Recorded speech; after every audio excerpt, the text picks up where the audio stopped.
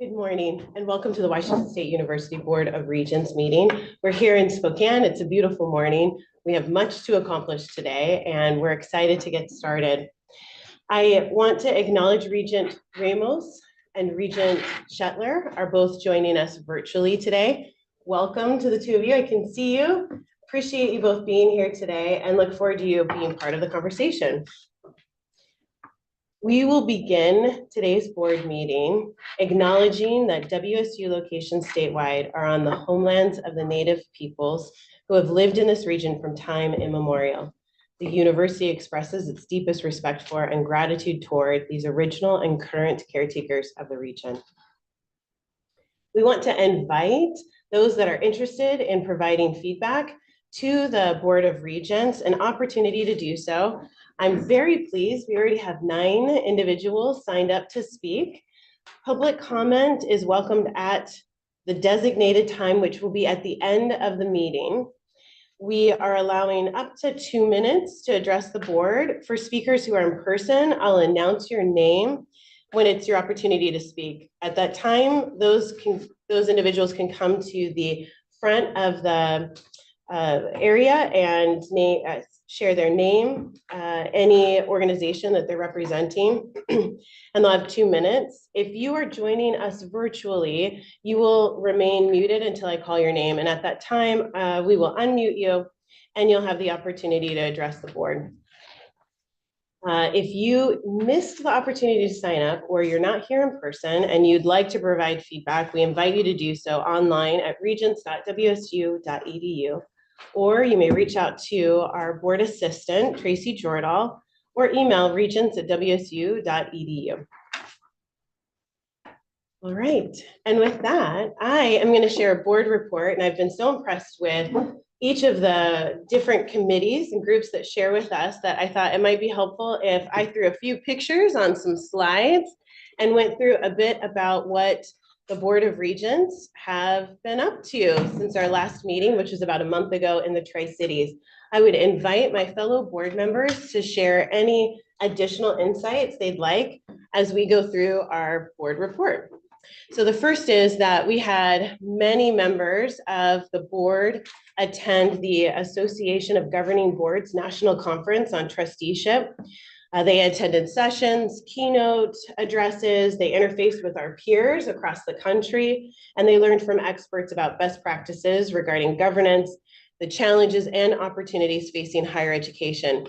Regent Cerna and I were able to attend this conference last year, felt like it was really beneficial and encouraged our other board members to attend as well. So it's a huge commitment to fly across the country and spend multiple days at a conference, but I think that the results were a significant amount of learning and insights that will help us all continue to do our job as regents even better. So I'll just invite any of the regents that attended if they have any additional comments or maybe perhaps some of the learnings that you well, I think the main thing that we learned from others across the country is that many of the challenges that we face at Washington State University are being faced around the country, from enrollment issues to dealing with athletics to boards and different controversies. So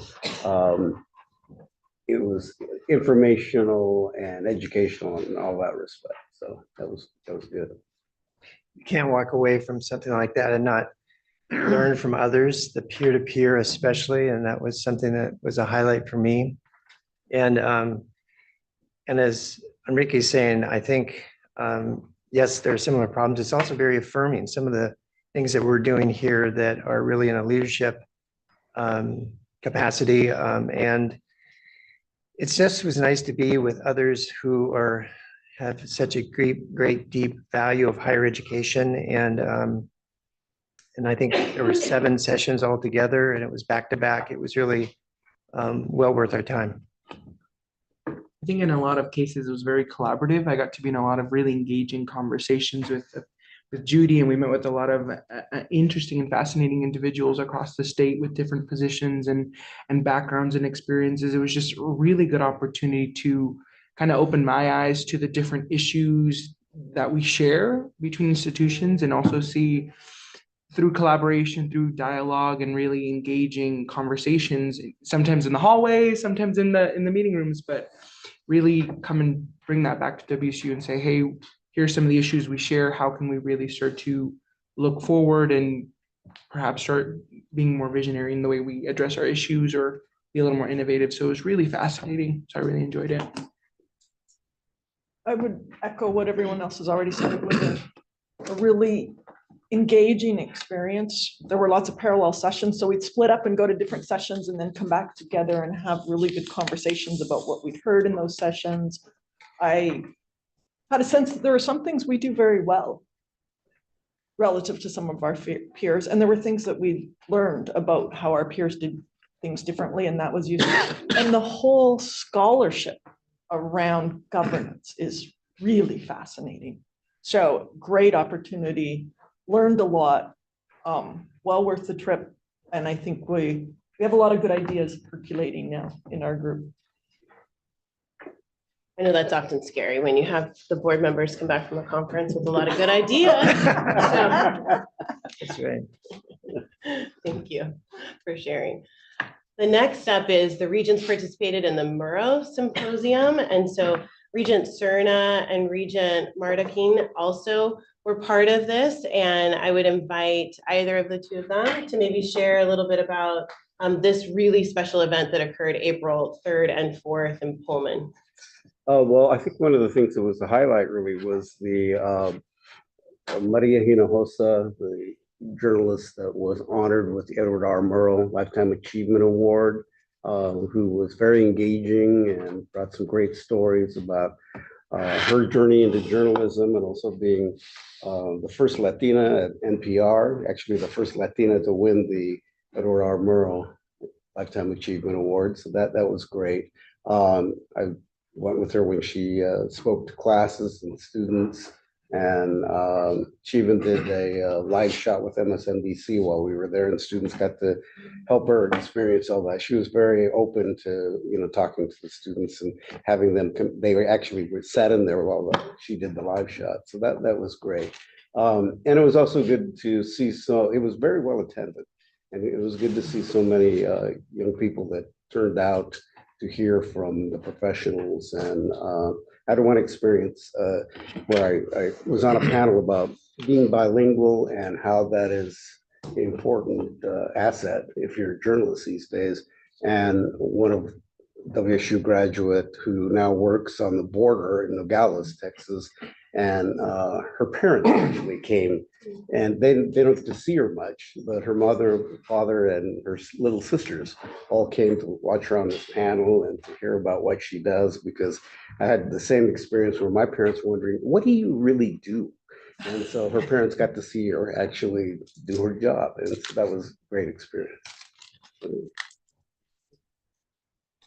think that to add on, I mean, I want to be a teacher, but one of the things that I really took away was how to engage with your audience beyond just, what you're able to write or communicate. And I think, to me, I got to hear some amazing speakers, and being able to engage with your audience and really, tell them a message and connect with them. To me, as a teacher, and connect with students and be able to provide those messages, I think I really took that away, and I'm starting to run with it, or ran with it with finishing my student teaching.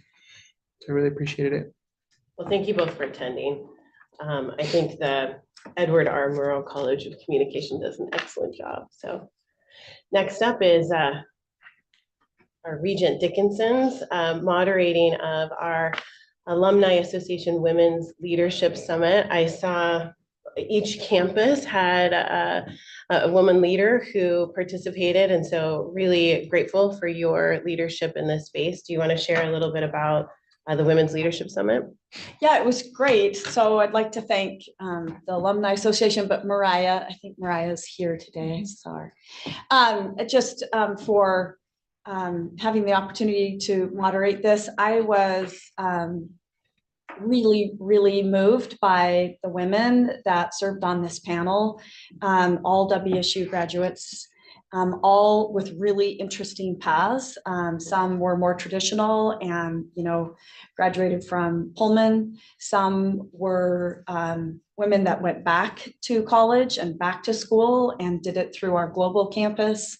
So it was really, I loved getting to meet every one of them doing a very unique thing. So it was great. We had good participation from our alumni that joined. So just a big shout out to the association and to Mariah and her team who did an amazing job putting it together.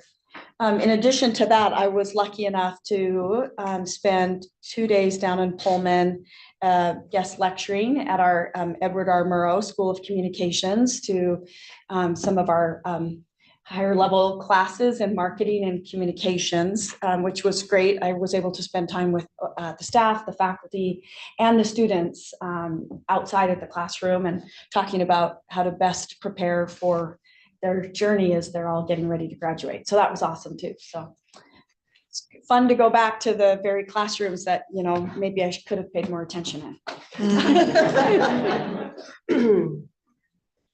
Regent Blankenship and I attended the Foley Award for Distinguished Public Service, and I will just share that I was inspired. It was a room that was full of passionate individuals about government.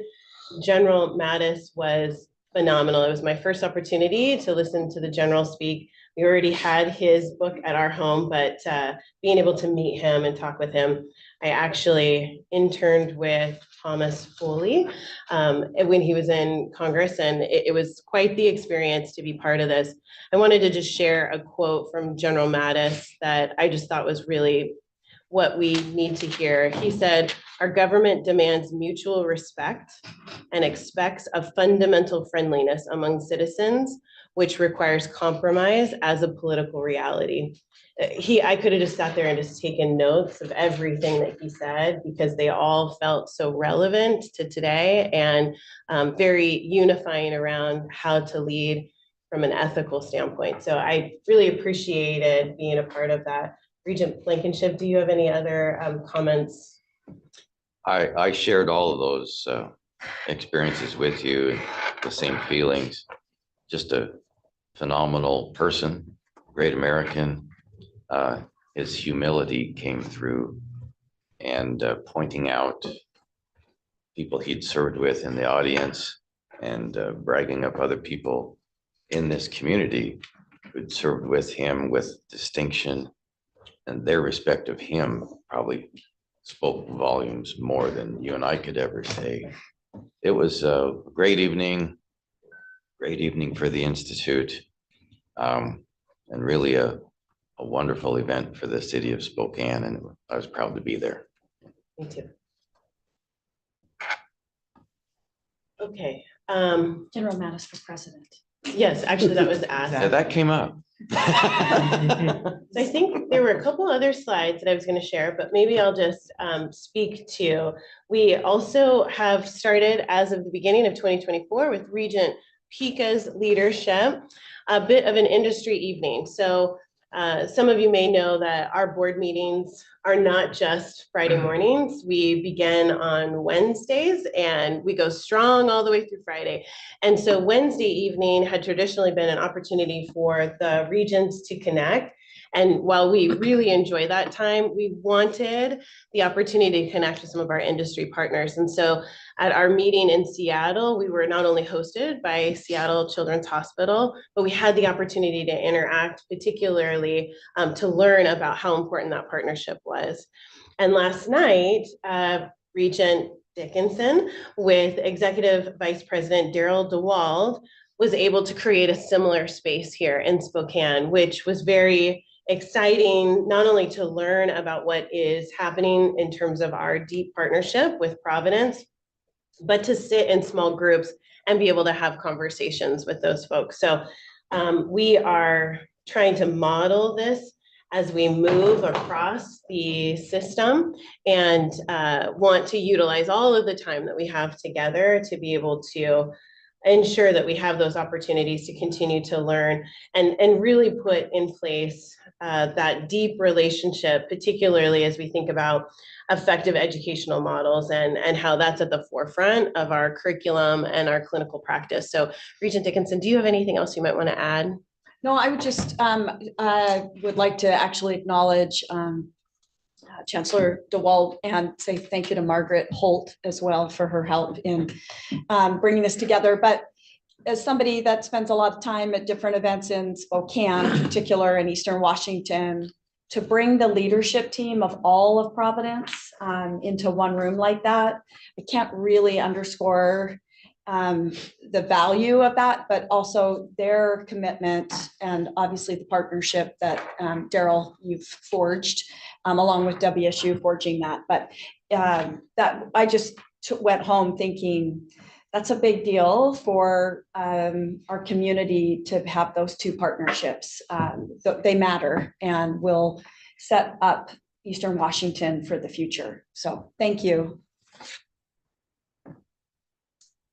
The next slide that I had ready to go was around the work that this board has done to engage in particular with our faculty. So I will just share that I have been on an airplane in a rental car across the state of Washington every week for the last, I think about 8 weeks, really in service to WSU. And what I was so impressed with in the 5 faculty listening sessions that we hosted was a deep, deep dedication to WSU.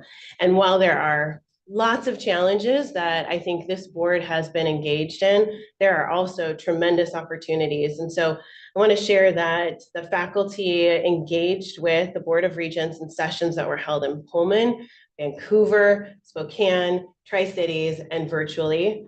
We heard almost 300 individuals willing to meet with us to provide their feedback. We had over 55 different comments that were submitted through our online portal.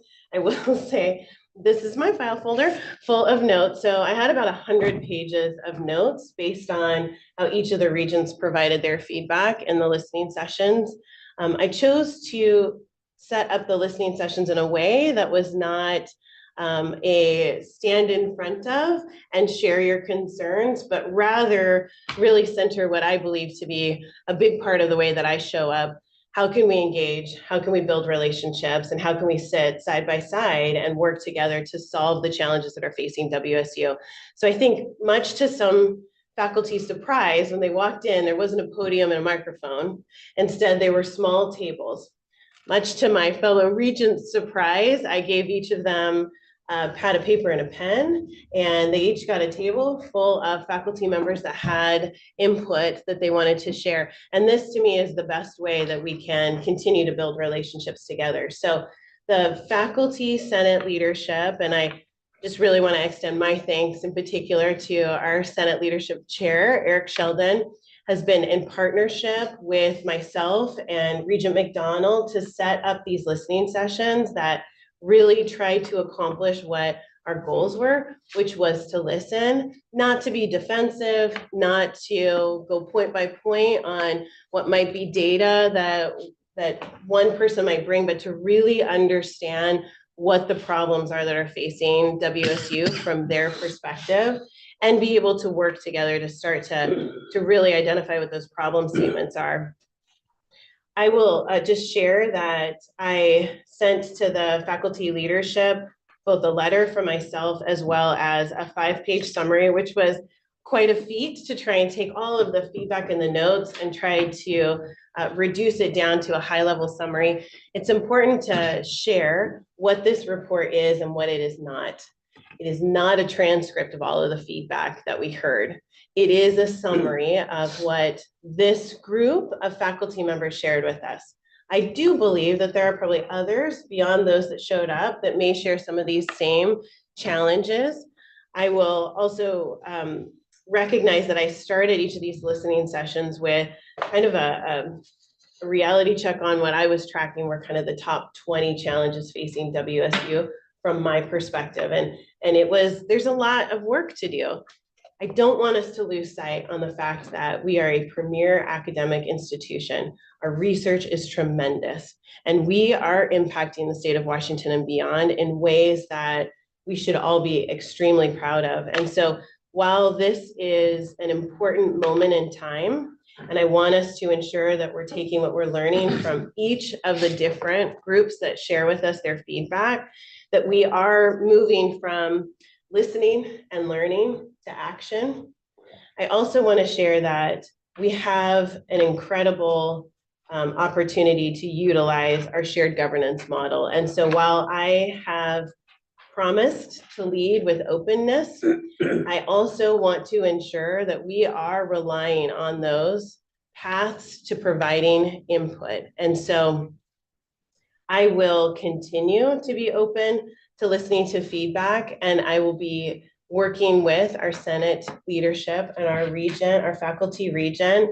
But I would ask that anyone that would like to have a direct access to the board, that you work with our leadership team and that you work with our Senate, and that you use those opportunities for representation and for sharing your voice.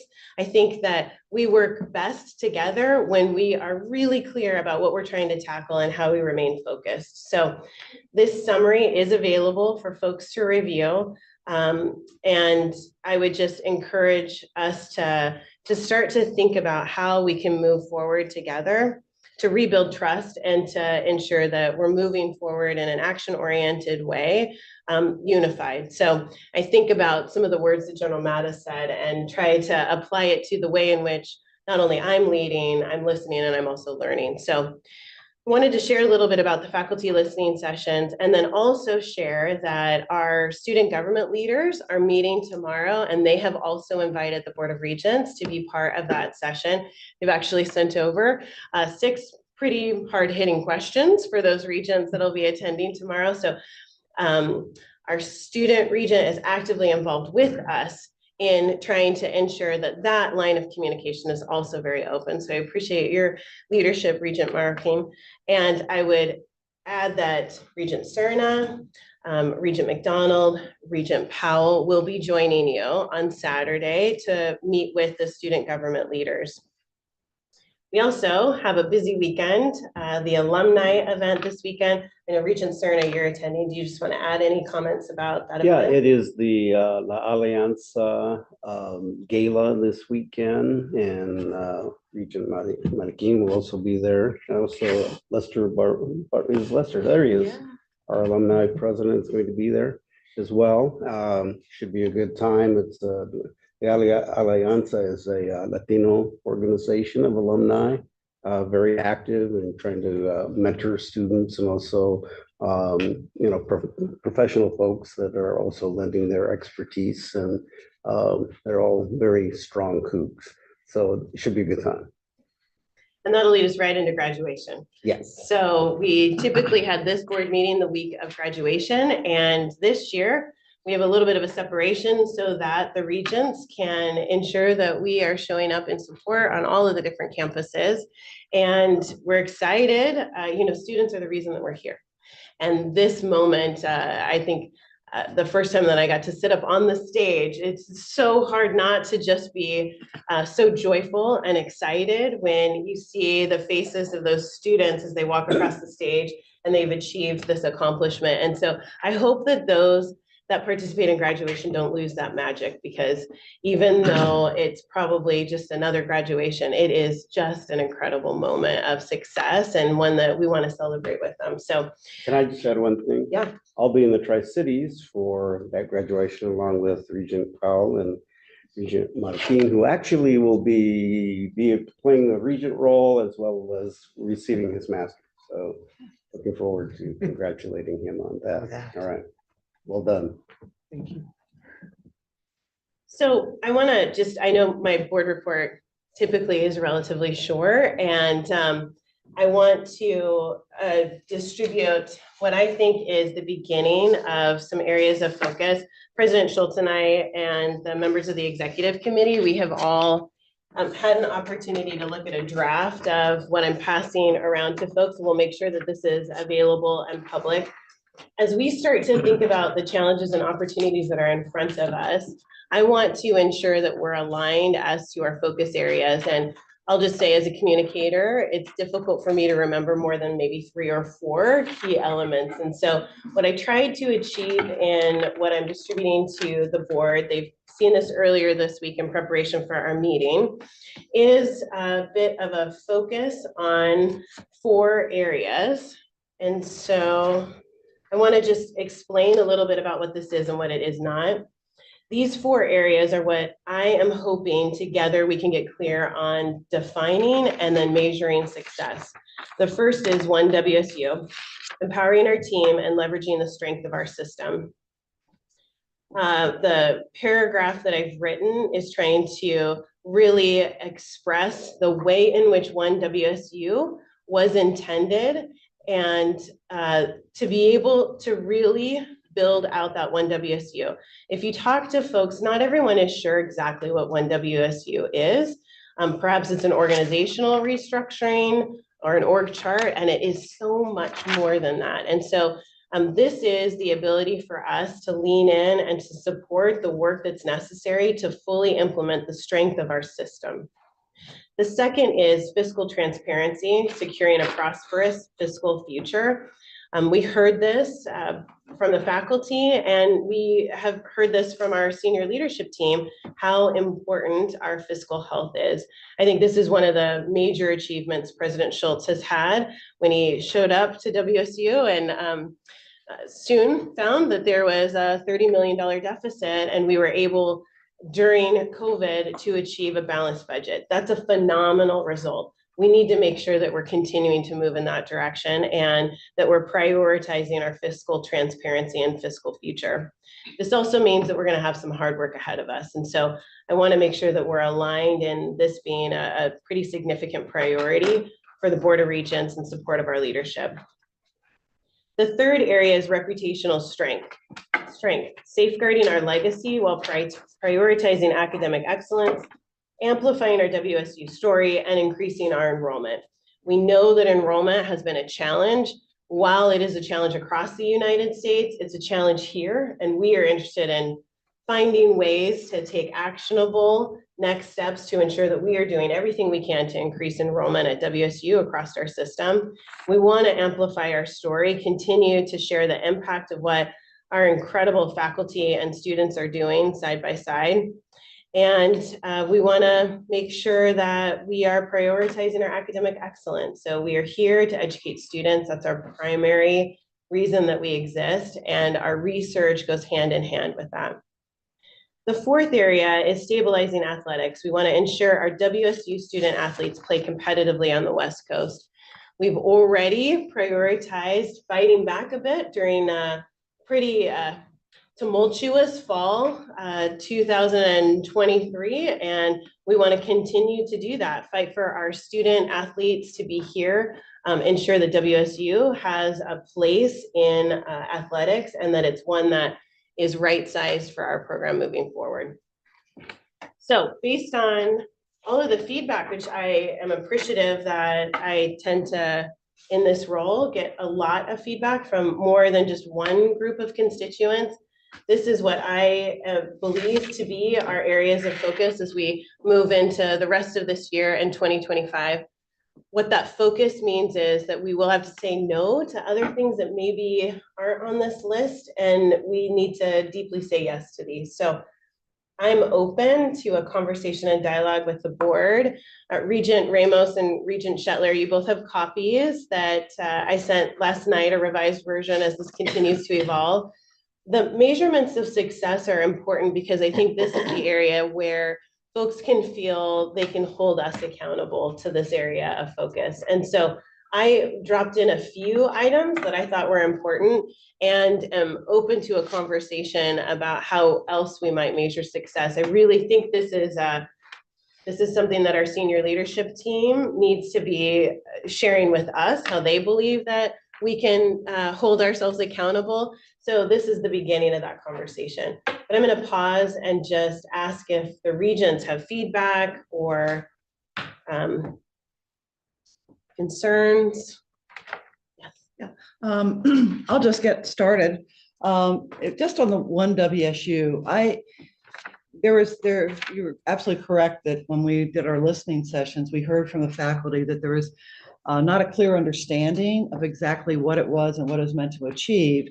And so I really am glad that that is on the list as something that we're going to work through, because it can provide tremendous leverage across our entire enterprise. And that goes not just the campuses, all of our extension and research centers. I mean, it really is something that if we can do it right, it will uplift everyone. And I think as far as your measures of success, in addition to the faculty, the faculty and staff understanding, one of the other major things that we heard was some frustration about the ability to hire in an expeditious way. And I raised a couple of questions, with the team from HR that appeared yesterday. And I think we just need to, sort of really work on those metrics and,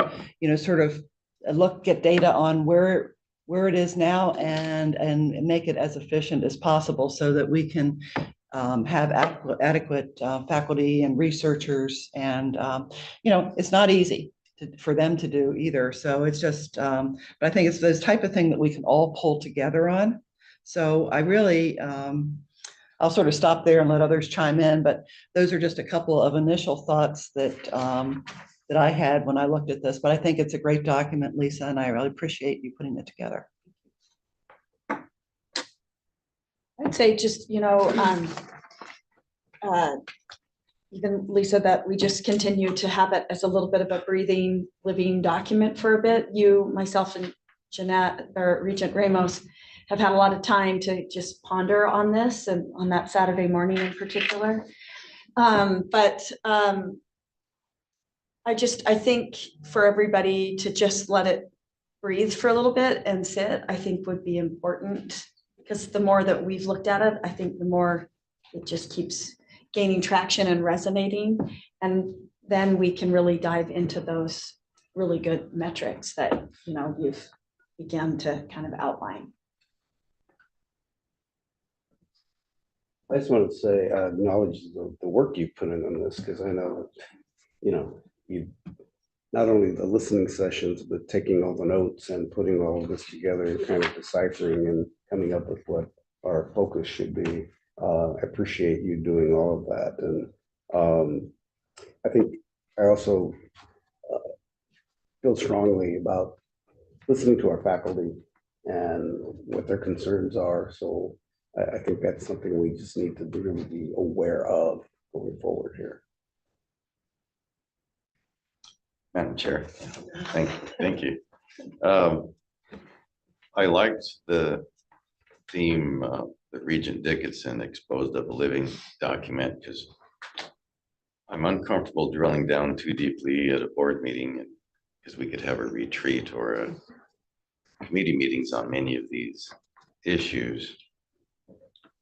What I picked up, and it was my concern from the last several years, of the systemhood discussion, one WSU, I expected that conversation to last several years. And instead we more or less rolled it out in several months. And there are ramifications to some of that, not only in understanding, but perhaps we haven't landed exactly where we wanted to really take advantage of what a system could bring to us. So I think I appreciate that the board sometimes has a sensitivity to, quote, stay in our lane, but sometimes we're not even on the highway, and we need to add input to the university that we are supposed to be in charge of. So I think we need a more drilled down discussion on symbolically, where the president's office is, where the management is coming from. That goes into a lot of other discussions and decisions that have been made. And it'll take some careful conversation, but I think those are valuable things to discuss for the health of the university. So that's what comes to mind when I see these spelled out, and I look forward to those conversations. I think we can all land in a good place that we're proud of. So that's my initial feedback. But thank you for the roadmap. I think it's very valuable. Great job. I mean, as you said, we sent you 100 pages of notes. Yes. Yeah. And you distilled it down to a really good set of 2 pages. Thank you so much. Well, I do want to acknowledge that my 2 kind of partners in all things, Regent Dickinson and Regent Ramos, are often called into a maybe early morning 6:30 a.m. session with our president, or a Saturday morning where I'm externally thinking out loud to get clear about some of the ways in which we can both make simple yet significant communications to be able to help us all align to move forward. So I appreciate both of their leadership and again, President Schultz's ability to have another document to send to you. What do you think about this one? Which there's been a few lately, so. Just one more word on this one, WSU.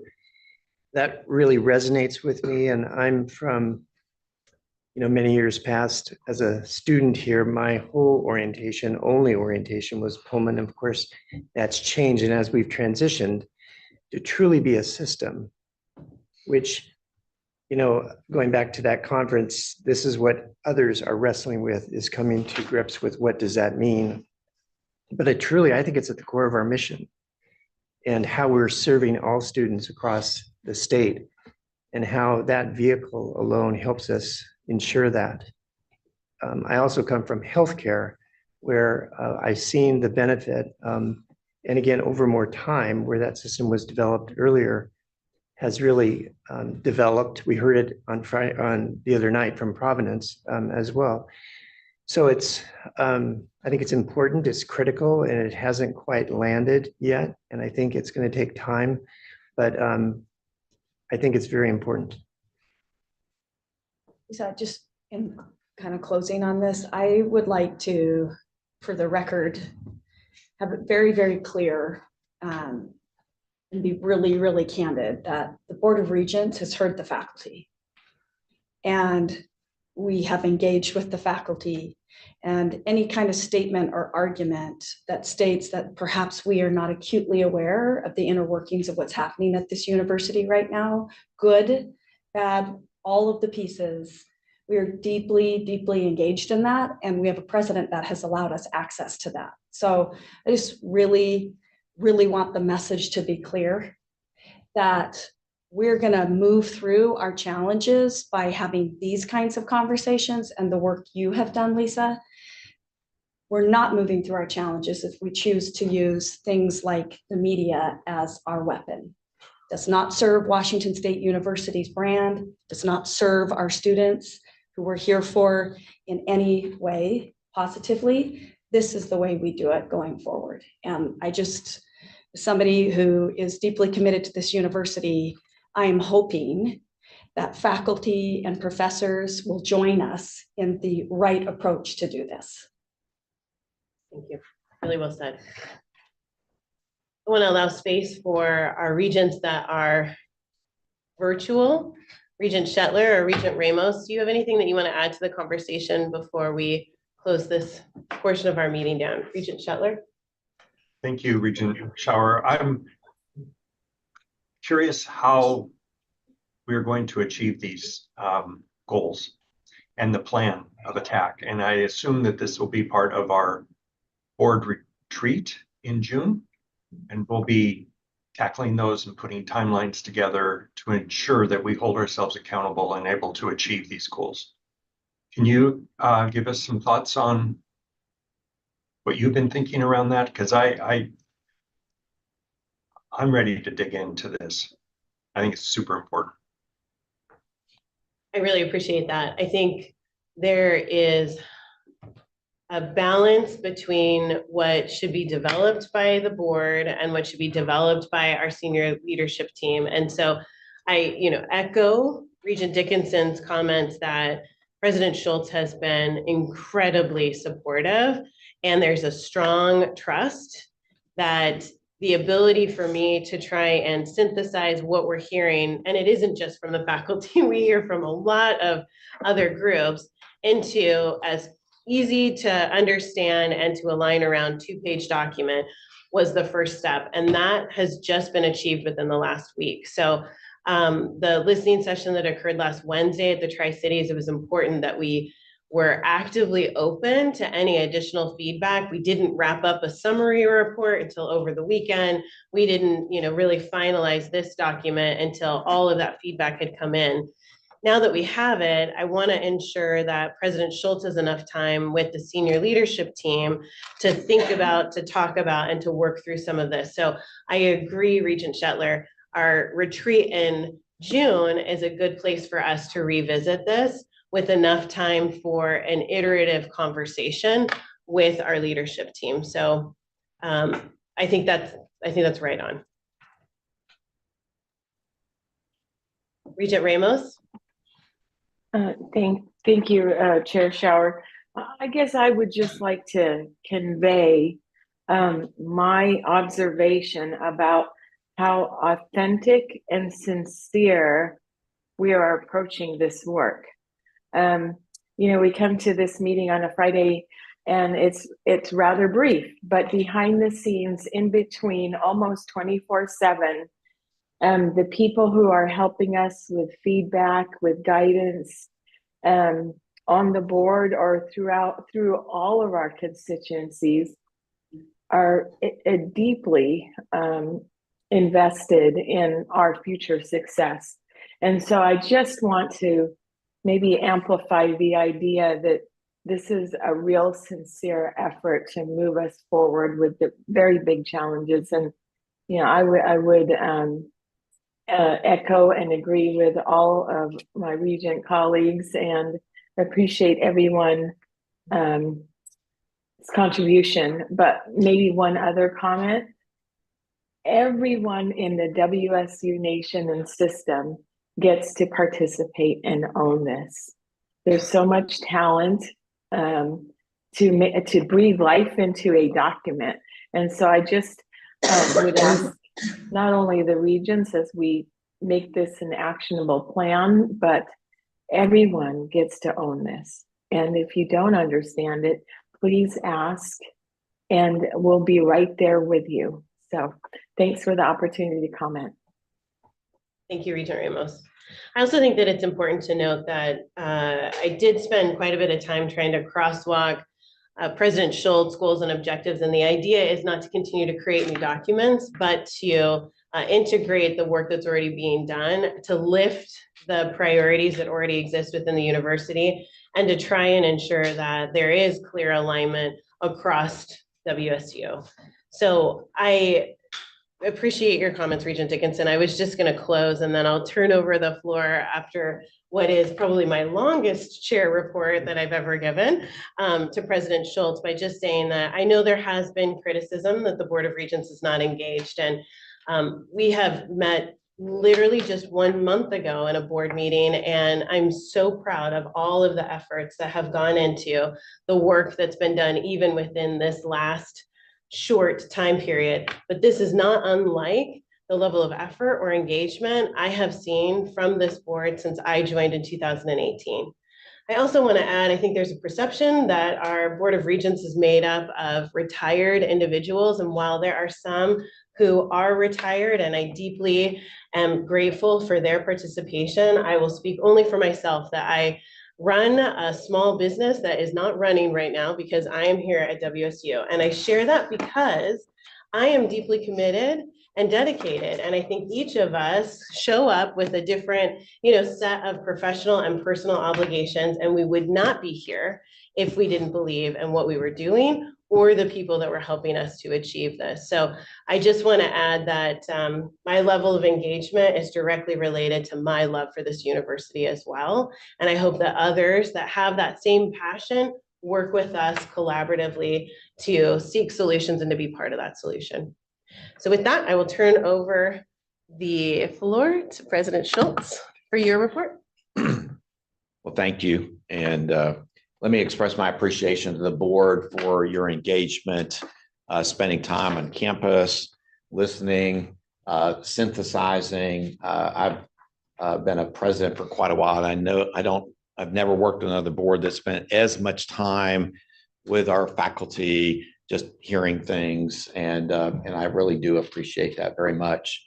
I think I will skip my slides today in the interest of time, and just say that I look forward to working together with the board on the things that you all have identified moving forward. And I think it's a unique opportunity for us to tackle some of the really challenging issues that we have in public higher education.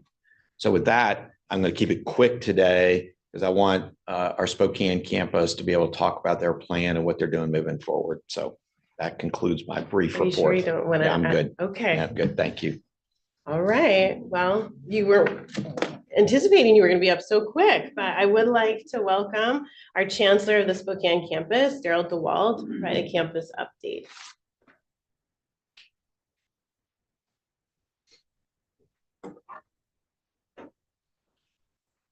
I will see if our team can get our slide presentation up. While we're doing that, I'd like to have you think about Washington State University maybe in a little different way. We're a land grant institution. We're a statewide institution, but we're also a health sciences institution. It is statewide. It's part of our land grant, but it's integrated into who we are. What you'll hear about today briefly is vision fulfillment, moving toward our goals. We have a long ways to go. We're in constant improvement process, but you will see some of the great things. It's my privilege to be able to represent thousands of skilled faculty, staff, and students who are moving toward the goal of providing better healthcare for Washingtonians. So there are 3 colleges that are headquartered here in Spokane. We refer to them as human health colleges, and their mission is in fact to provide better quality healthcare for Washingtonians. That's achieved through at least 3 prime goals, and that is through healthcare giver education in constant improvement. It's through health research. And in addition to that, it is through community immersion. It's not just community engagement. It is community engagement in a way where we hear, we understand, we respond to, and where we fail, we are accountable and we try to improve in our community engagement and immersion. So the 3 colleges that I get to represent have great leadership. With the College of Pharmacy and Pharmaceutical Sciences, Dean Mark Lead, we could spend the whole time here talking just about what they're doing, but a few things just to be aware of. They are tackling some challenges surrounding their enrollments, and those are being done strategically and tactically in a way that we will see their Doctor of Pharmacy enrollments rebound. The things that I would like for you to consider also is they have a large statewide rural initiative that is supported in part by generous philanthropic dollars. But even this week or last week, they had a very important meeting about how they move forward with that. But that is focused on students and the education of students from rural communities, recruiting them from the communities, educating and returning them. I'll talk a little bit about the other 2 colleges. College of Nursing it's been in place for about 60 years, primarily here in Spokane. Pharmacy and Pharmaceutical Sciences is about 130 years old. But nursing has multiple sites across the state. That's by design. And they have a very strong research program, which is unusual for a community-based nursing program. They are in the top 20 in regard to NIH funding, National Institutes of Health, and it represents both their quality education and their great research. And then this newer college, which in April became 9 years old. Previously, it was the College of Medical Sciences, which is a precursor to our College of Medicine. So a few highlights about all three of these as we go. And I'll start with maybe the College of Medicine. So many of you know that we will have the 4th class graduating here in about a month. And it represents a success and a commitment to the healthcare for the state. You may also know that the inaugural class, the initial cohort of 60 students, those students will now move, they've moved into their residency programs, and many of them now will be independent COOG docs this summer. And they will be serving across the state and across our nation as COOG docs. In addition to that, because there's a need to prepare physicians for the state of Washington, we recognized as an institution that it's not just what is referred to as undergraduate medical education, but is beyond that. We need to do GME, or graduate medical education, which is residency programs. We're proud of this College of Medicine that has stepped forward in partnership, and some of which you've already heard from the Regents, with other organizations to serve as a sponsoring institution for 3 very important residency programs. Those are the Family Medicine Residency Program that is in Pullman. We have the Internal Medicine Residency Program in Everett, Washington, and we have just seen the launch of a pediatrics medical residency with the match of the new residents, 6 of them coming into Spokane. Again, we recognize and appreciate the deep partnerships that brought this about. But I would say that we fully recognize now the need, if we're going to recruit, educate, and return these healthcare professionals, that we need to not only do it for the medical program, but we need to do it beyond that. So I'm proud of what these teams have done. Pardon me, I would mention that we also are launching a number of new degree programs, also in partnership, mostly internal partnerships, but those are the public health degree programs you heard about yesterday. That is a partnership between the College of Veterinary Medicine, the lead for that, which will launch an infectious diseases emphasis, and the College of Medicine, which will do a behavioral health emphasis. In addition to that, the social work program from our College of Nursing in partnership and led by the Tri-Cities campus is underway for launch. And that's a bachelor's in social work. Furthermore, we have another bachelor's degree program that is a collaboration between pharmacy and medicine, and that is the Pharmacy and Medical Sciences bachelor's degree, and it will see students enrolling in the fall. So there is a understanding of the need, but there's also a commitment to growing sustainably. I would mention one other thing about our College of Medicine that we're really proud of, and that is for the students who have gone through the program, and many of you know that we started with cohorts of 60 students in the allopathic medicine program. We moved that to 80. Currently, for 100% of the students who have sought to match into residency programs, we have matched 100% of the COOG docs who have come out of this program. And that is both way above the national average, and it's phenomenal for a 9-year-old College of Medicine for us to be doing that. So it's just amazing. These teams, it is inspiring and humbling to work with folks who are committed to achieve these great things.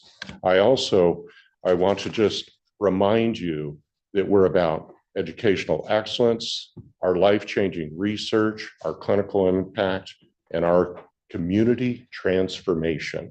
So how do we do that? We're going to have some students join us in a couple minutes, but one of the things that you're aware of is that we do some of our education here, but we do our education across the state.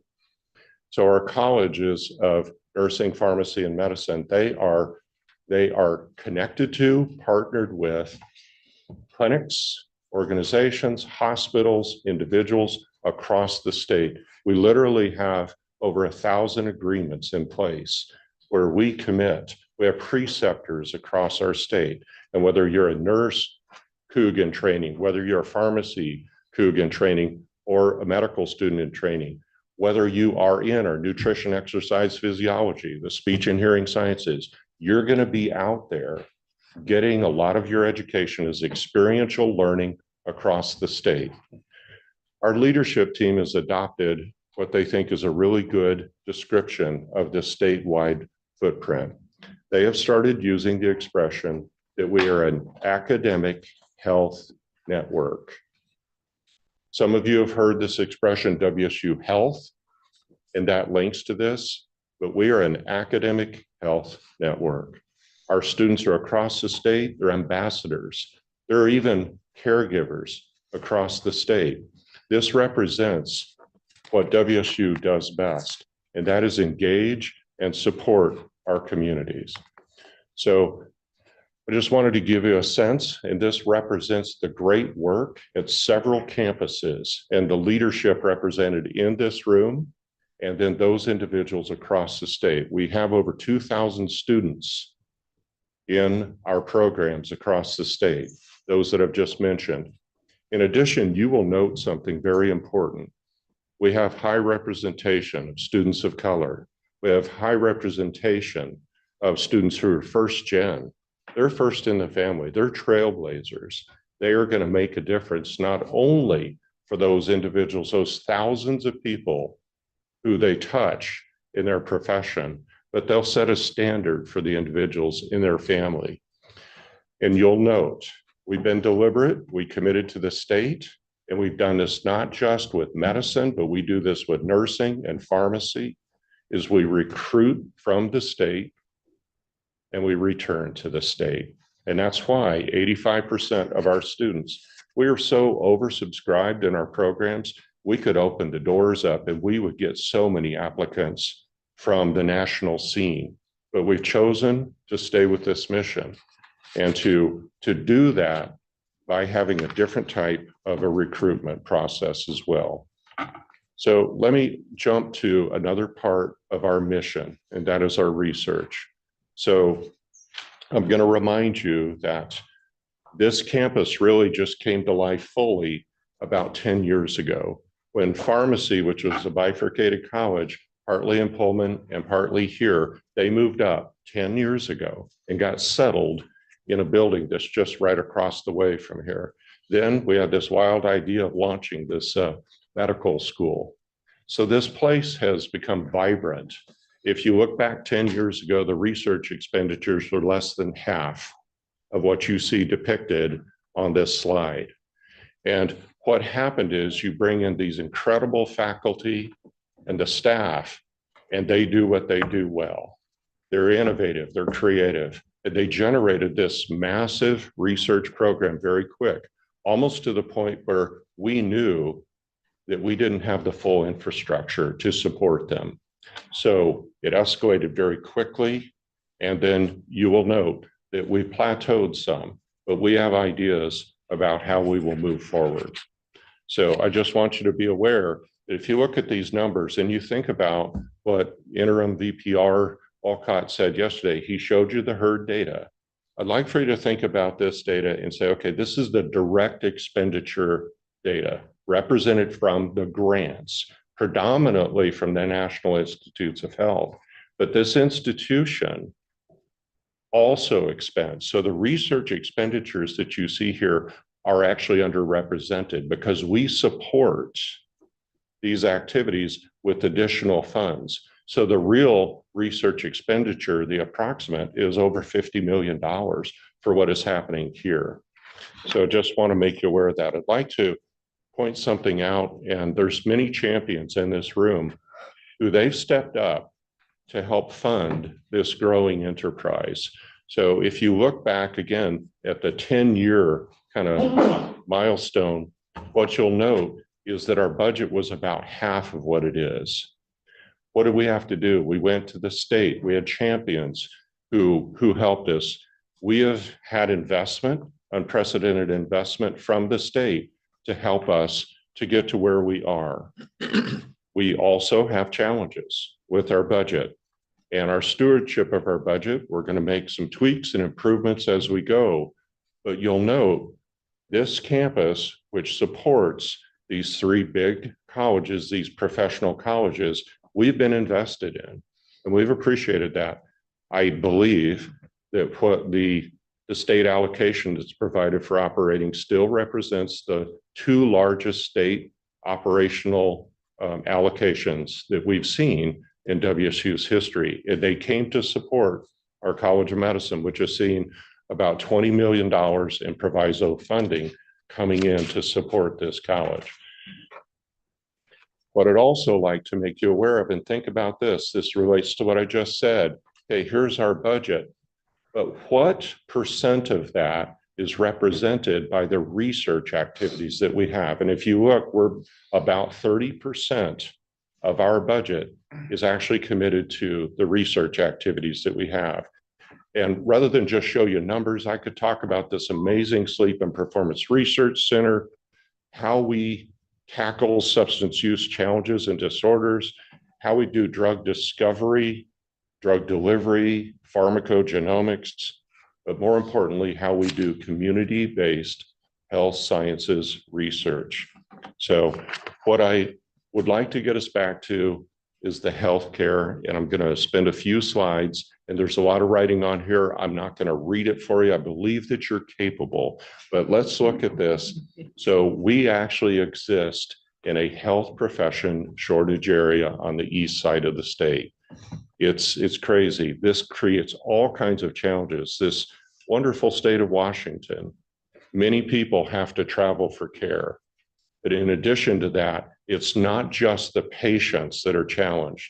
It is the caregivers that are challenged. This is a very difficult environment in many ways to do caregiving.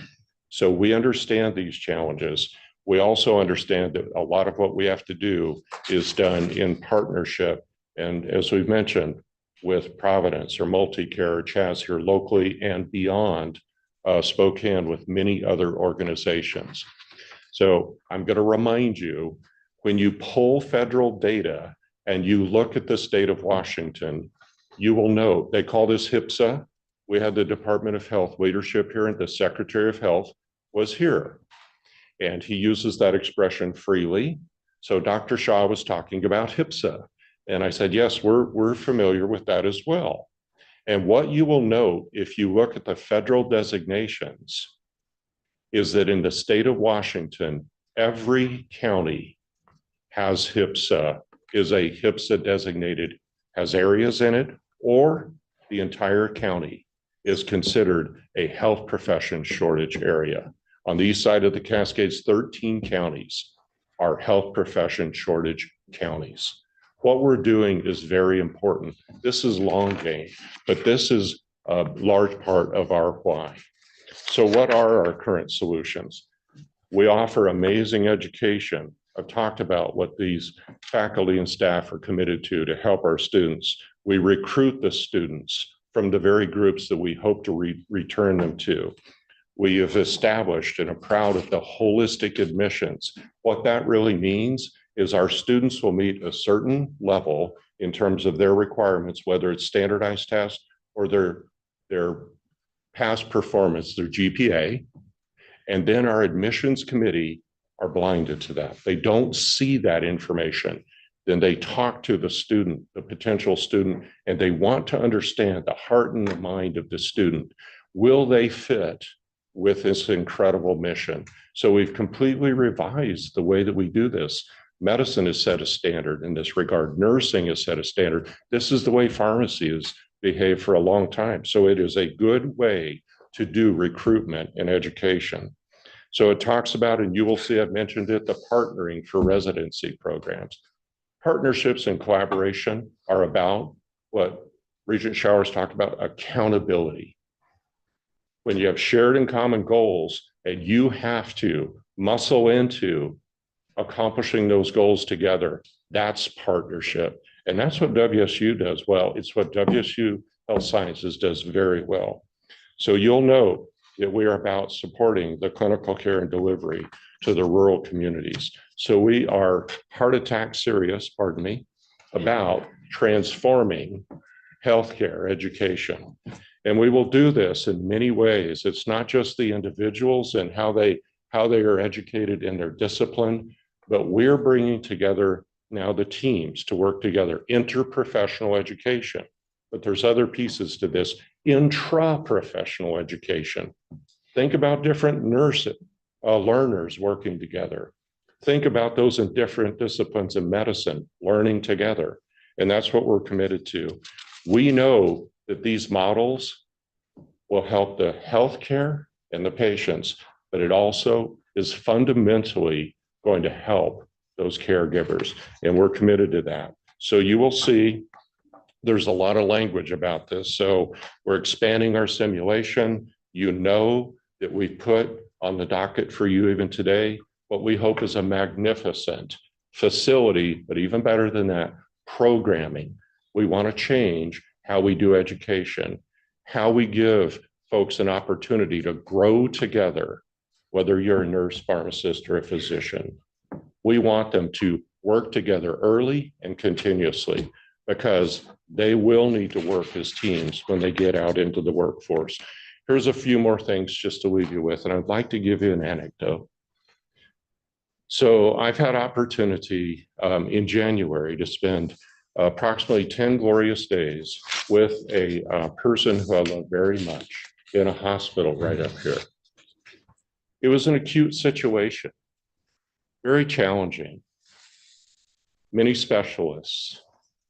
So you take the time, as we all will and do, when we're in those situations, to watch the people who are doing the caregiving. There was this individual that really stuck out to me. Maybe a woman about 30-ish, but she was so competent, clear, kind. She really understood the human. She saw this person who I watched, who was frail, who was having trouble. She saw the person. As you might imagine, after a few glorious nights of hanging out together and seeing her come in and out of those rooms, I said, "Hey, can I talk to you for a minute?" And at that moment, she said, "I didn't know who you were, but I know who you are." And I went, "Okay, well, let's talk." And I said, "Do you know who that is?" And she said, "Yeah, I know who that is. That's a nurse," and so on. That was a Coug nurse. And our conversation went to, why do you do what you do? And she was very, very skilled, confident, careful, saw the human. That's the impact that we make millions of times over with these people. That's the change in the life. That's what WSU brings. So if I could ask Jayla and Alyssa, would you please join me for just a minute? We have tried as a pattern not to have some old administrator just tell you about all the great stuff that people are doing, but I want you to meet people who are earning the privilege to invest in others the same way that that Coug nurse did. And it was humbling and inspiring. So Kayla, if you wouldn't mind, why don't you begin? Tell us a little bit about who you are, your program, and kind of what you think you'll do in the future. Yes, so my name is Jayla, and I am a second-year pharmacy student here at the WSU Spokane Health Sciences program. And I am originally from Tacoma, Washington. So I am a transplant over from the west side of the state. And when I was deciding what colleges that I wanted to go to, my two options were, if I wanted to stay in the state of Washington, UW or WSU. And I toured both campuses, and as soon as I toured WSU, I fell in love. I love the sense of community that we have here. I started actually in undergrad in Pullman, where I got my bachelor's degree. And I loved the campus setting. I loved the small town feel. I love just how friendly the people were. And then, of course, it was a no-brainer that I was going to come here for pharmacy school. And I just loved the pharmacy program is that they really advocate for the family. And every one of the students here are working together. They're not competing against each other. We're working together. If one student has a question in class or outside of class, we all come together as a team and say, hey, that was a really difficult topic. Do you need help? Let me provide you with resources, or let's talk about it. Let's go over practice problems together. It is a really great community of people that we have here. The professors are extremely friendly. They want to help us succeed, and they provide us with as many resources as they can to help us succeed. And it's been an amazing experience. And I love even connecting with the different students on campus, because even though we have our own building, it is fun to reach out and talk with the other students. I was able to meet Alyssa just today, this morning, and she is in the dietetics program. And honestly, I was like, Alyssa, what do you do? Because I'm not super familiar with your program. And she goes, actually, it's really cool what we do. We talk to patients, we see patients, we help provide them with the best diet plan. And I was like, what? That's awesome. I was like, as a pharmacy student, we love to talk about lifestyle modifications because that really impacts disease states. And I was like, there's so much we could learn from your program, actually. And I would love for us to be able to work together at some point to talk about, hey, you know so much about diet. I don't, but I would love to so that I could best help my patients in the future. And that's what the college loves to do, is that we do these interprofessional programming. Just a couple of weeks ago, we did an emergency simulation with the EMT students and athletic trainers, where we were given a patient who was going in cardiac arrest. And so there was a team of 10 of us, all of different professions, and we had to stabilize this patient. Yes, it was a dummy. No, it was not a real patient, but that is something that is going to be great for in the future. I get to start my hospital rotation this summer, and talking with some of the third years who've been in this rotation in the past, there are chances where I will be called to a code. And so having this prior experience of knowing how to deal with that, I think is really going to help me in the future in an emergency situation. So it's really great, the different opportunities that are offered here, and I'm excited to continue my journey as being a kid. Jayla, thank you. Maybe we'll wait for a minute till Alyssa speaks, but yeah, you can. You're cool. So hang on, but you can ask questions in a minute, but Jayla, thank you. So if you would, Alyssa. Yeah, my name's Alyssa. I am a first-year graduate dietetics student. I'm originally from Oahu. I was born and raised on the island of Oahu. I've been at WSU throughout my whole college career. So I studied back in Pullman for my prereqs, and then I came over here to finish up my undergraduate degree through the BS NEP program, the Nutrition and Exercise Physiology program. I'm now in my second of 3 semesters in the MSCPD program. I've always knew that I wanted to pursue a career in healthcare. It was just which profession. Through social media impact and societal beauty standards, I didn't really have a very healthy relationship with food, but over time, as I improved that relationship, I've come to appreciate and be very passionate about the therapeutic effect of nutrition and how what we put into our bodies can essentially improve the prognosis of various different disease states. I'd like to specialize in pediatric care and or adult intensive care. But Wonderful. it's a really big honor to be here and represent yeah, for my program. We have a bright future with leaders like this in our future. So any questions that you'd like to ask, because I have another question for them, but I wanted to give you as a board, this represents what you invest in. Questions? This isn't a question, it's just, wow, way to go.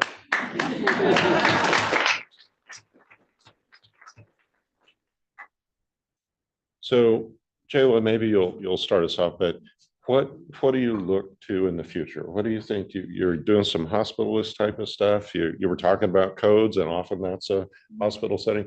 What would you like to do in the future? To be honest with you, before I decided to be a pharmacist, I worked at a community pharmacy as just a pharmacy tech.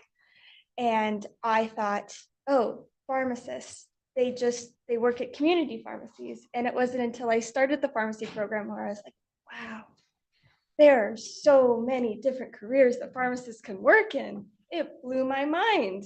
It also made me a little bit uncertain of maybe I don't know exactly where I want to go after graduation. But as we've had speakers come to campus and talk about their expertise in pharmacy and where they work, I've been really struck by ambulatory care pharmacy because I love the idea of working one-on-one with a patient, managing their medication regimen, and just getting that personal, knowing the patient's name, knowing what medications they're on, knowing that I have an impact on their specific health. And that is what I hope to accomplish. And because it's such, for me to be here and to obtain as much knowledge as I have is a privilege. Not everyone has that. A lot of our community members are very undereducated when it comes to health. And so to be able to take this knowledge that I have the privilege of learning, and to be able to give that to the community so that they can live happier, healthier lifestyles is a tremendous opportunity. Wow. Can I ask you some questions? Yeah, Alyssa, please. I was just curious. We heard how you came to go to WSU, but how did you find out about WSU from Oahu? Yeah, so the nutrition and exercise physiology program, it's one of the very few programs in the country that integrate both nutrition and exercise physiology. So that was kind of the main pull. And like what she was saying, when I attended the admitted students event in Pullman, I just knew that, I don't know, it was just the whole environment. Obviously, you know, coming from Oahu, the sense of culture is a lot different and the environment's completely different. But I just felt very welcomed. And, you know, the staff and the friendships that I've come to know is just, I don't know, that's what kept me here.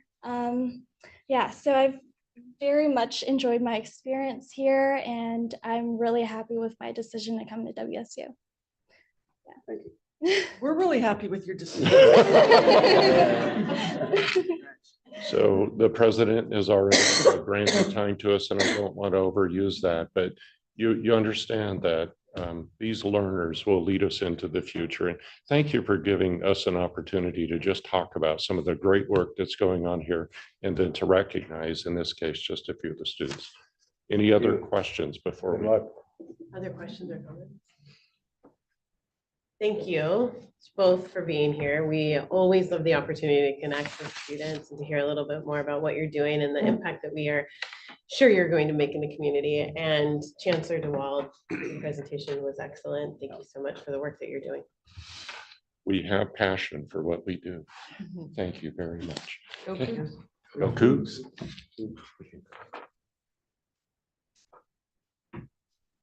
All right, yesterday we celebrated Regent Redmond and thanked her service as a WSU Regent. A commendation was read honoring her counsel, valuable input, and advocacy for WSU. I would like to ask the Regents to adopt this commendation by voting. So I will move that the Board of Regents adopt resolution number 240419-712. Is there a second? Second. Great. Any discussion?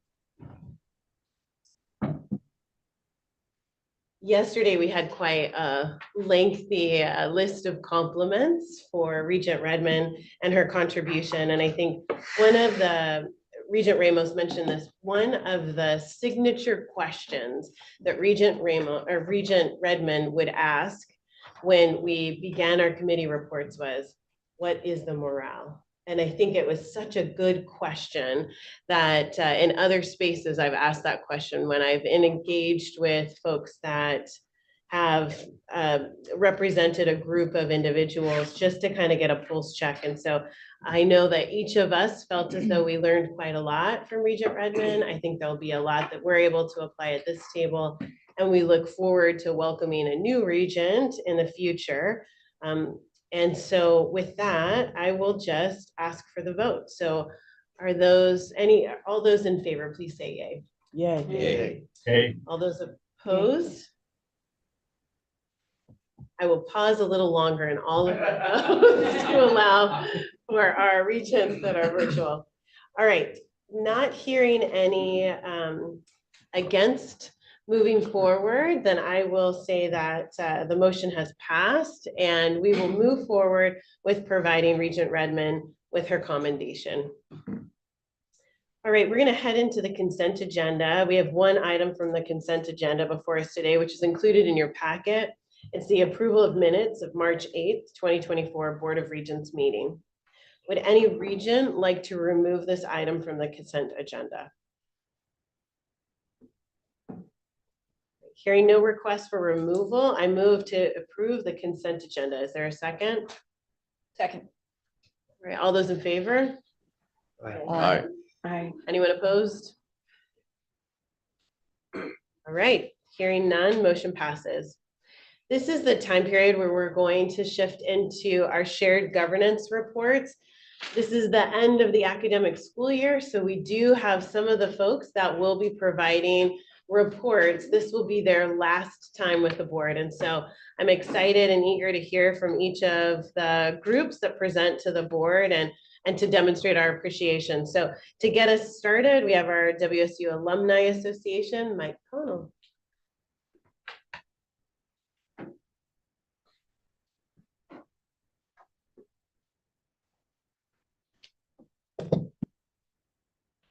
Good morning, everyone, and thank you again for the opportunity.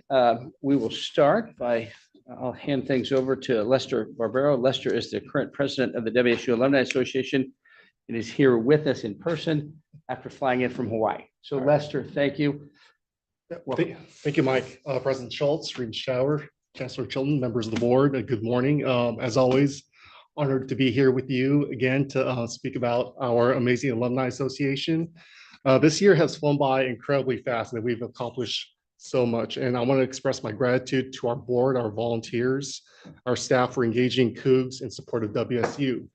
I just want to highlight a few things from events that I'm incredibly proud of this past year. This past October, we reimagined homecoming at the pep rally. Fantastic new traditions were started and collaboration across the system was impressive. In February, Katie Kane and I represented the Alumni Association at the Foundation Board Directors Retreat in Scottsdale. Connecting and collaborating with our foundation counterparts around university support has been valuable. In collaboration with the foundation and student enrollment, we hosted our WSU In events.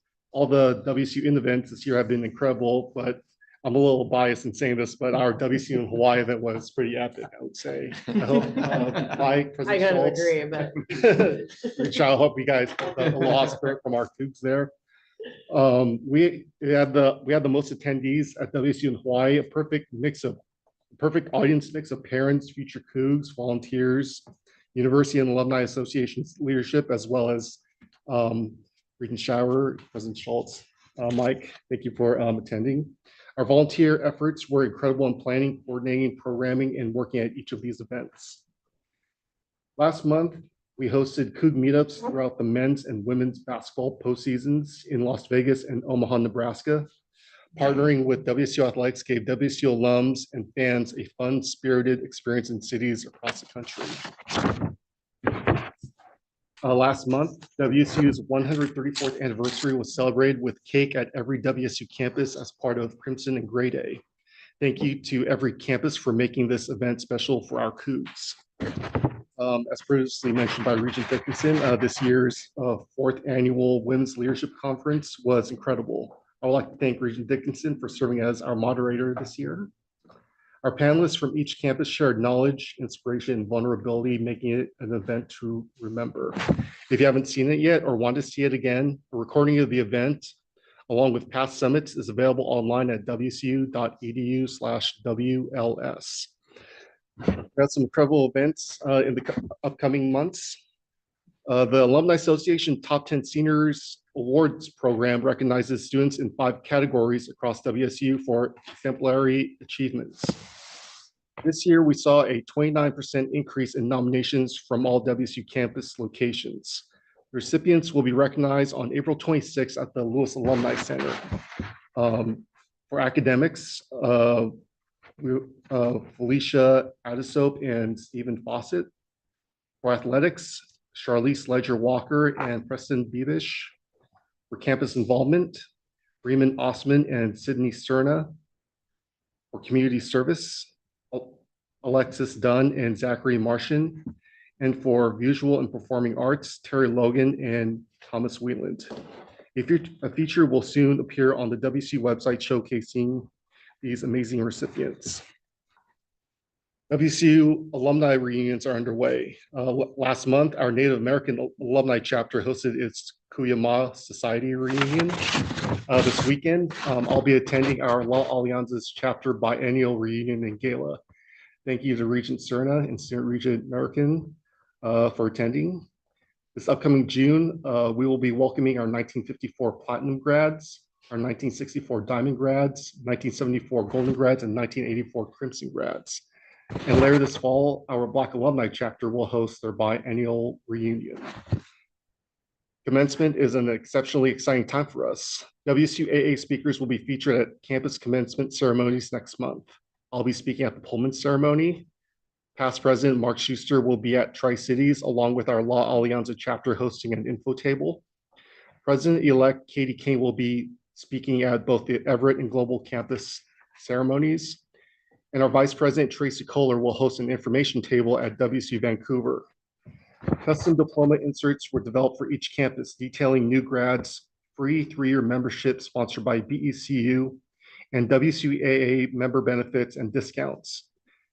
Being among the first to welcome our newest graduates as alums is an honor for all of us who get to do it. All in commencement, I'll transition to the role of immediate past president. I'm really excited for the next generation of leaders that will propel our Alumni Association to greater heights. I'll be passing on the torch to my good friend and global campus grad, Katie Kane, who will assume the role as president of the Alumni Association. WSU Vancouver grad, Tracy Kohler will become president-elect. And finally, we are proud to introduce former student regent, Rafa Prunetta, as our incoming vice president. Later this summer, Coug Night at the Seattle Mariners is scheduled for Saturday, July 20th. I believe there's still tickets available. Just a few dates for some of our signature fall events. Homecoming Pep Rally is on Friday, October 18th. Our feast dinners will be scheduled for September 6th, September 20th, and November 8th. And our official WSUAA pre-games, we have one scheduled for September 14th against when we play Washington, September 28th at Boise State, and October 26th at San Diego State. So finally, on a personal note, this will be my final time addressing this board as president of the Alumni Association. It's been an honor of a lifetime to serve in this capacity for the university this year. I want to acknowledge and thank Mariah Mackey and the Alumni Association staff for supporting me during my term as president. I also want to thank my fellow volunteers for their dedication and support. My sincerest thanks to the Board of Regents for your support throughout the year. Attending events, joining as members, and your dedication to WSU is greatly appreciated. And finally, I want to personally thank Regent Shower and Regent Ramos. As a fellow AAPI Coug, serving at the highest level of our university, I'm grateful for not only your mentorship, but also for your friendship. And I'm forever grateful for that. So with that, I wish you all a very happy Aloha Friday and go Cougs. Go Cougs. Thank you.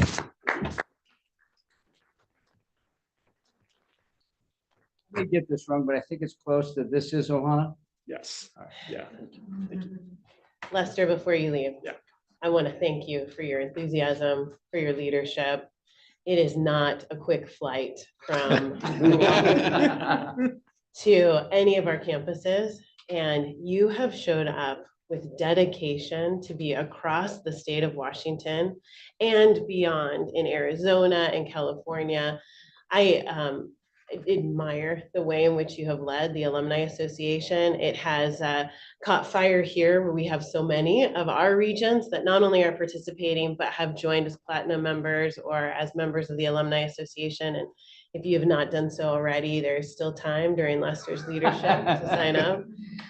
The way in which you've led is just tremendous. And I want you to just share, when we first met on Oahu, before I think we really got started with both of our terms, you shared with me a bit of the demographics of the board that you have been leading. And I'm so proud of some of the things that you have accomplished in terms of both bringing lived perspectives and lived expertise to the table as reflective of our WSU Alumni Association. So would you just share with the board just a little bit about who makes up that board that you have led this past year? Yeah, I'm proud to lead a board that is representative of the entire WSU system. Every single campus is represented, you know, with our incoming president, a global campus grad, our incoming president-elect of Vancouver grad, and Rafa is a staff member over at Tri-Cities as well. So we have that one WSU system represented, well represented in the executive committee. And we also have representation from all of our multicultural chapters, which I'm very proud of. We also have some veterans that serve. And as well. veterans, including So myself. Yes, Yeah. which we appreciate your service. And so I think that what has been done with the Alumni Association is to really reflect all of our WSU community. And so I really appreciate everything that you've done. And I look forward to finding other opportunities for you to continue to be part of leadership at WSU. Can I just add something? Yes, okay. Listen, thank you for everything you've done past year, but also I just love the passion that you bring, and I love the excitement you brought too. And after we first met, and then I connected you with Regent Ramos to just meet, because you had this connection of, you know, both being Filipino, so it was great. So thank you so much for everything. Thank you, Regent Serrano. I just wanted to share a short story whenever I meet someone from the islands. That I remember, this was pre-COVID, I got to share my stepdaughter's condo on Key Day.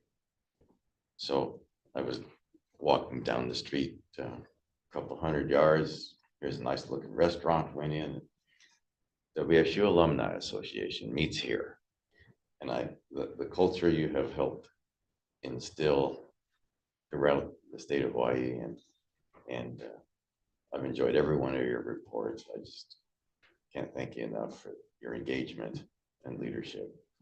So I just wanted to share that little story of feeling a little bit close to home when I was away from home. Thank you. Just want to thank you. You're a shining example of what it means to say go Cougs, and I cannot wait to start my alumni journey and just follow in that amazing example that you put forward for me. So I'm very excited to see my journey in that. So thank you very much for your work, and you've been instrumental for me this year. So I wanted to thank you. Regent Ramos, did you want to add any comments? I do. I just want to. I can't reflect the enthusiasm that Lester brings to everything that he does, but as a military family member myself, I am so humbled by his energy, his enthusiasm, sincerity, and it's all for Coug Nation, wherever a Coug is around the world. And so let's celebrate you for a moment. and continue to maintain our connections and invite you in to help improve WSU for all future students. Thank you, Lester. We're going to miss you.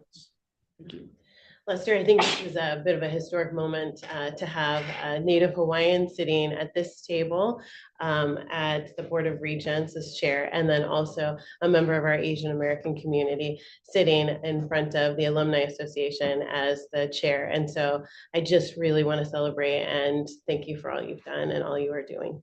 Thank you so much.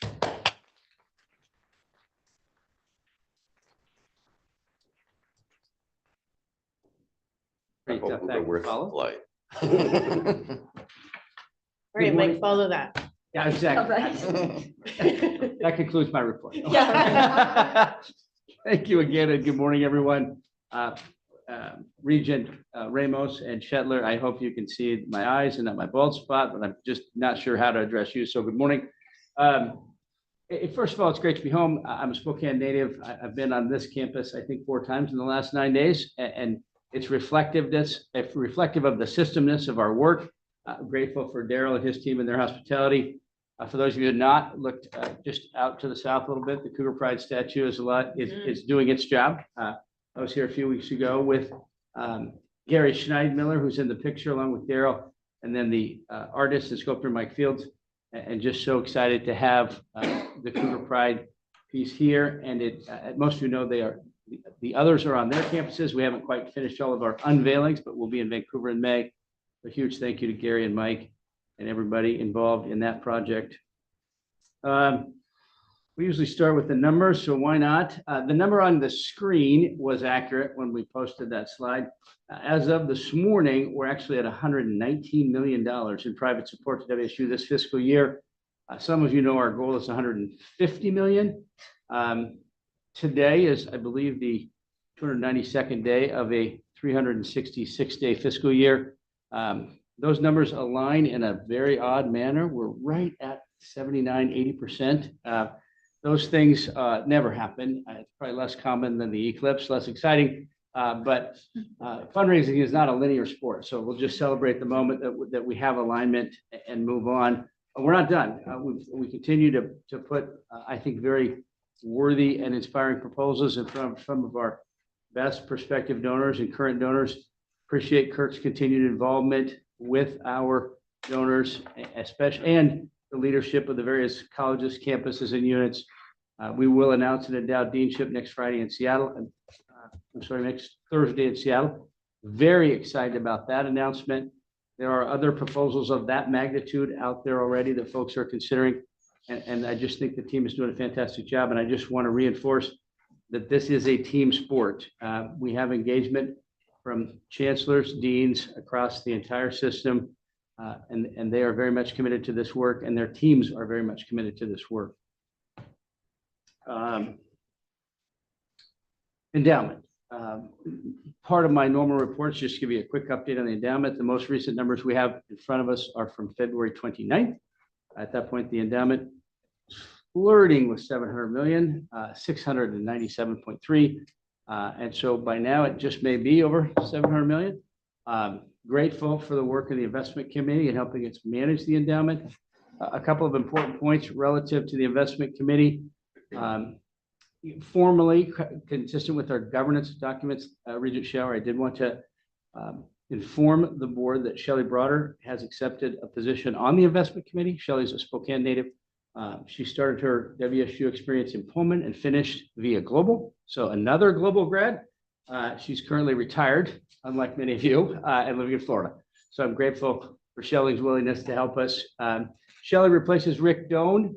Rick is a Kashmir native, WSU Pullman graduate, lives in Kirkland. I can't tell you how much I appreciate all that Rick has done for WSU and the WSU Foundation in serving WSU.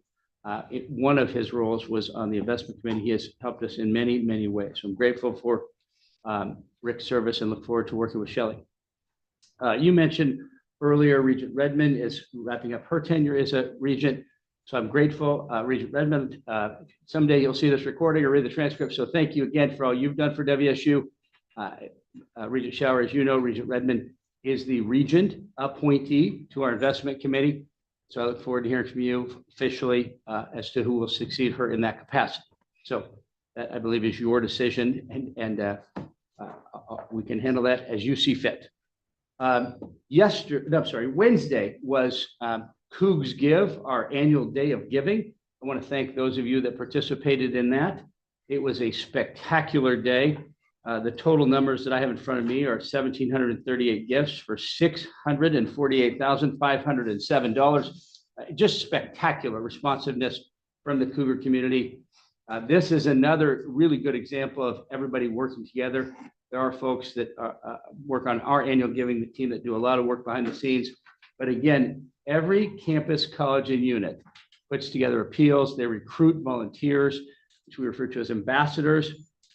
The amount of social media activity around Cougs Give is just off the charts. In fact, I will share with Tracy a link to the page, our landing page for Cougs Give. And toward the bottom of it, there are more than 100 different social media posts, and they are so inspiring around what it means to be the recipient of a scholarship, what it means to provide funding for a scholarship. So I'm just so proud of everybody, and especially appreciative of the donors who choose to participate in supporting WSU via Cougs Give. Just a spectacular day for WSU. Next week, I mentioned we'll be in Seattle for the announcement of a Dow Deanship. We're also bringing some volunteers together to do a little bit of training and a little bit of sharing information regarding how they can best serve WSU. Again, a number of our deans and chancellors will be there. I think some faculty will be there. And then a considerable number of donors will be there. We will work on a variety of different elements regarding philanthropy at WSU. The session will kick off Thursday at lunch. I appreciate your participation. Regent Shower. It'll go the rest of the day Thursday. Folks will break for dinner, and then there's some content Friday morning and into early Friday afternoon. And so very excited about our Volunteer Leadership Summit next week in Seattle.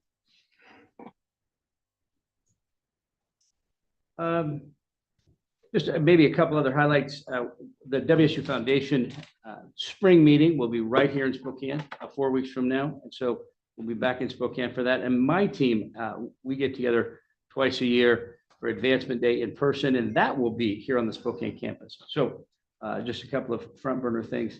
Maybe lastly, I know Kirk stepped out. I want to spend a minute thanking Kirk, Elizabeth, Daryl, Leslie, Regent McDonald. Anytime you're going through budget cuts, it's challenging for anybody. And I believe, Regent McDonald, you probably participated in 40 plus sessions where individuals presented their proposed budget cuts. This is complex, serious, and challenging work. I just want to thank you and your teams, and you, Ginger, for your role in helping everybody kind of lay out what the right way each of us thinks is the appropriate cuts. We'll get through this, but I just appreciate the time and effort of our leadership to try to do this complex work well. So thank you to those involved in the budget hearings. With that, I'll thank the Regents again. It was nice to be able to spend a little social time Wednesday evening. Appreciate again Daryl's team's hospitality. I have asked Nicole, who leads our advancement efforts here on this campus, to follow up with each of the Regents that was there Wednesday night, just in case you have any questions at all about some of the things you heard. So if Nicole gets a little too crazy, feel free to text me and say, Mike, I need Nicole to slow down a bit, but I'd rather her be a bit proactive than passive. So please expect outreach from Nicole. With that, I will conclude my remarks and turn it back to you, Chair Shower, and I welcome any questions. Are there any questions? I want to, 2 items. I want to thank Regent Powell for your continued participation on the foundation board on behalf of the Board of Regents. And to your point, Regent Redmond stepping aside as a regent leaves us an opening for one of our regents to serve on the investment committee. And so I have asked Regent Ramos to serve in that role. I believe that she has accepted that.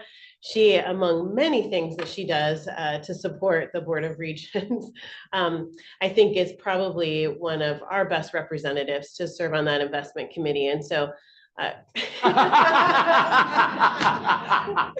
on cue, Jen. Thank you. So that's Regent Ramos saying, yes, she would love to. Yeah, serve. you weren't supposed to see that. But yes, I am happy to serve. Thank you, Regent Shower. Thank you, Regent Ramos. We look forward to work with you. I will inform our investment committee.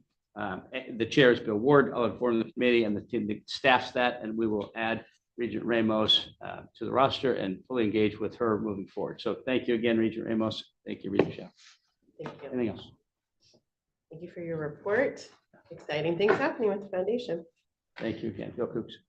Okay, next we have our Faculty Senate Chair, Eric Sheldon. So I appreciate that you're in person. I would love to hear from you. This is your last meeting as well. So come on up to the table. And then after your report, I think we'll go ahead and take a break before we head into the committee reports that are virtual.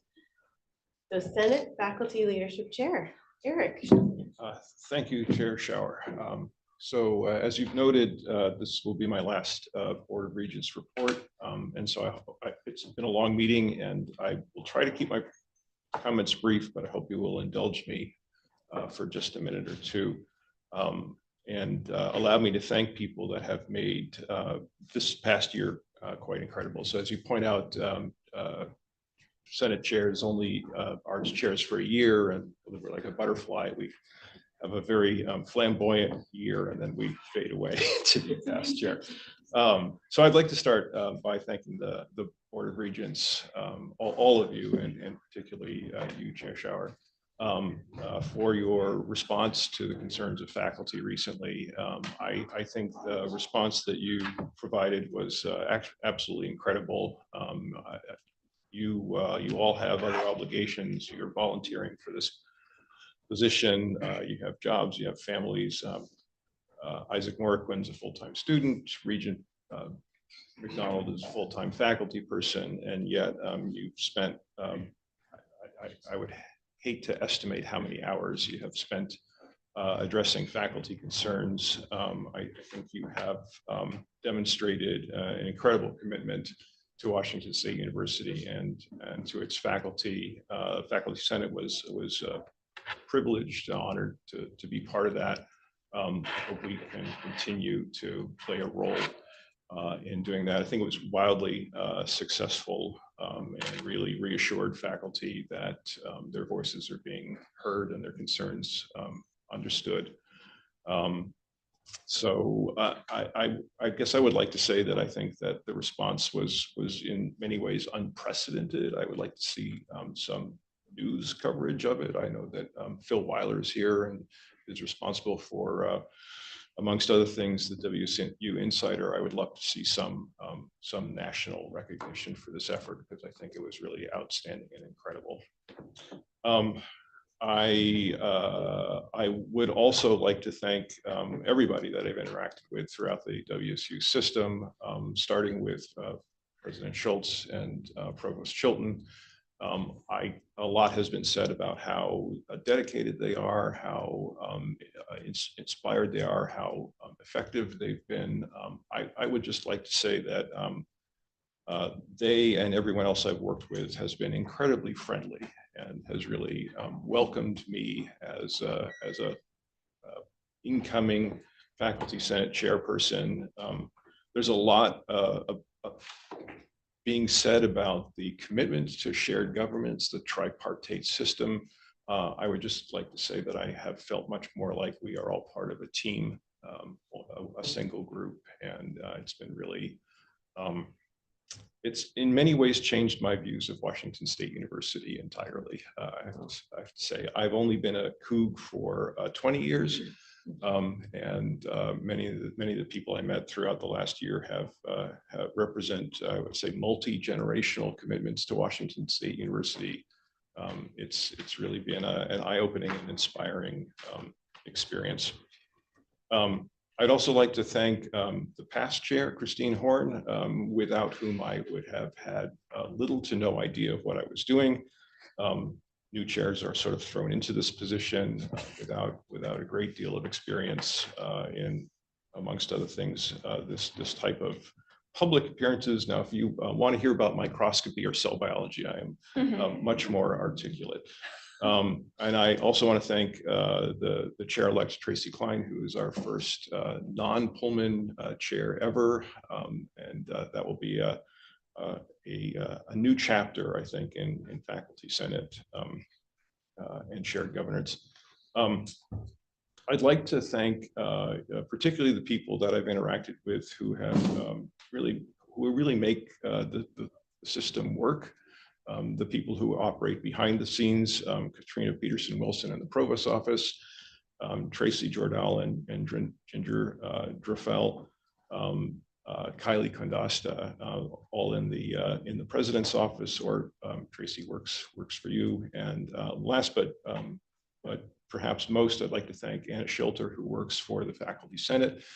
She actually has a split appointment, so she works for the Senate and then also the APAC.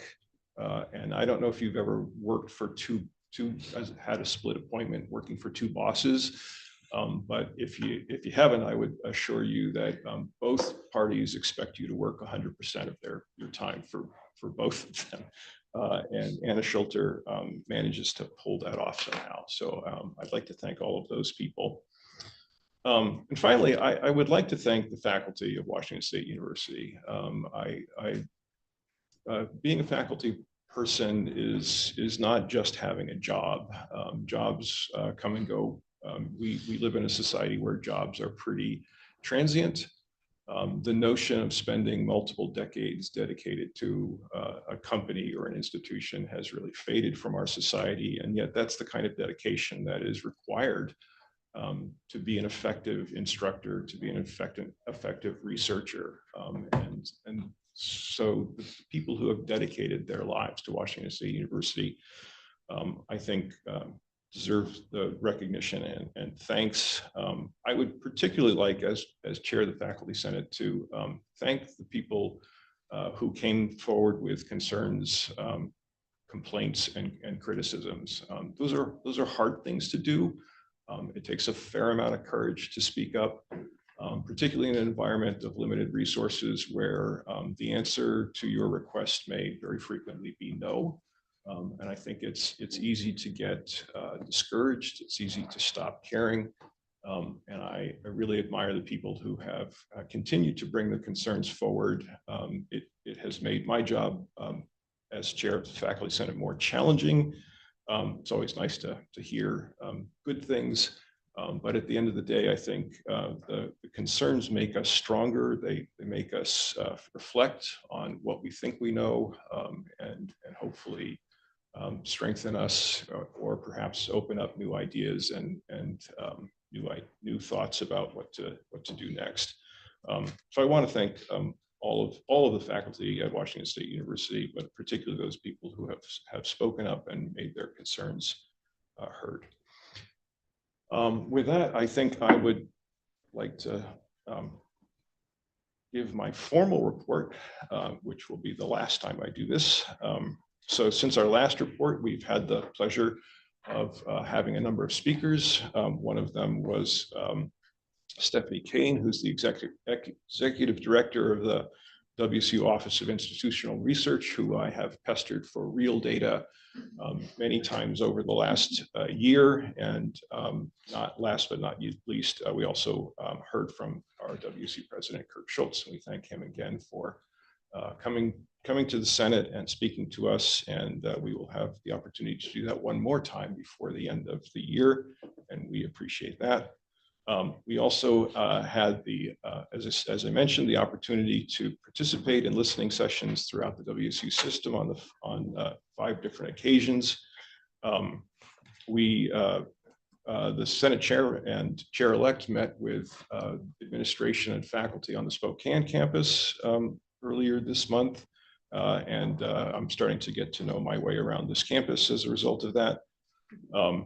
We passed a vote recommending the approval of 3 degrees and 1 certificate: the Master's of Veterinary Anatomic Pathology, Bachelor of Science in Public Health, and Bachelor of Arts in Social Work, and a certificate in Responsible Data Science and Analytics.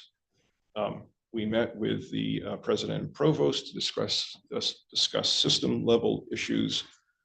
We passed a vote to recommend permanently establishing the course review process as piloted during the 2023-2024 academic year, which was a revision that was proposed by past chair Christine Horn.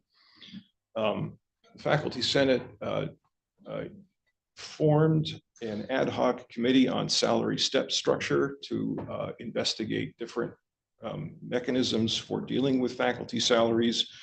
We received that report. I should say that that committee was chaired by Lori Drapella on the Vancouver campus.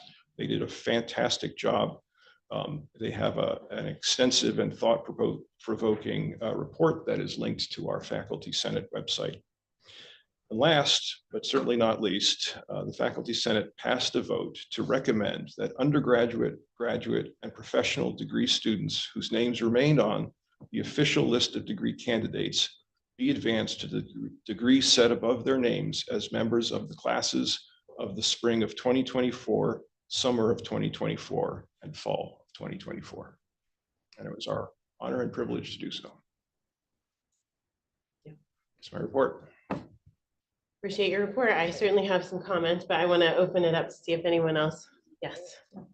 Eric, you have done such an amazing job as chair. And in fact, I've gotten to know you better through the whole listening session process than I've ever gotten to know any of the sitting chairs. So, and it has just been, I've just been amazed by the your passion for working with the faculty and just making the whole academic environment the best it can be. And I thank you so much for all of the time, effort, sharing your wisdom, and it's been a real treat to work with you. Thank you very much, and I feel the same. Eric, I want to thank you for being there all the times that I needed somebody to talk to, and you always came to the table with intelligence, integrity, and trust. And I always went away with a better view of whatever I was struggling with. And I really want to thank you for being there and being that person that could do those things. Any other regents? Eric, I feel like you and I have been partners in our arms linked together as we try to ensure that we're listening and that we're acting. And I know that the way in which I wanted to move forward, which was a bit of a result of a dinner with you and with Regent McDonald as I was listening, and then again got on another plane the next morning from Pullman to Seattle to Vancouver. And I thought about how can we activate real listening, which then led to listening sessions, which I think not anyone in this room anticipated that I was going to do what I did and set together, 5 sessions that meant all of you had to be arm in arm with Eric and I. And from the very beginning, you offered your trust, you offered your friendship and your counsel. And I just deeply appreciate your willingness to kind of go along with something that I think has provided us an opportunity to really connect deeply, to learn. And I believe that the words that you used were, it was courageous for folks to come and share what challenges they were seeing in their perspective. And I completely agree with you. And I hope that we'll continue to center civil discourse, the ability for us to come together to share our feedback and maybe not all agree, but respect one another in that process. And I feel like you have modeled that as a self-proclaimed introvert. I know that what we've asked you to do this year to serve in this role has probably pushed and pulled you a little bit, and you have done it in such a way that I deeply admire. So thank you for all you do for WSU and all you have done to work with us to keep us moving forward. It's been a great honor. All right, with that, I know that this has been a much longer board meeting. I think it's been well worth the time, and I want us to continue to move forward in this fashion, but I would be remiss if I didn't just allow everyone a bit of a break. So let's go ahead and do a 10-minute break and be back at, let's say 10:50. So a little longer than a 10-minute break. And I would like for those that are participating virtually to provide a report to be ready. Actually, I missed, we have another in-person, but we're gonna start with that in-person report when we come back. So our Associated Students of Health Sciences President, Anna Schmidt, you are on deck to work with us, and we'll be ready to hear your report at 10:50. So thank you all.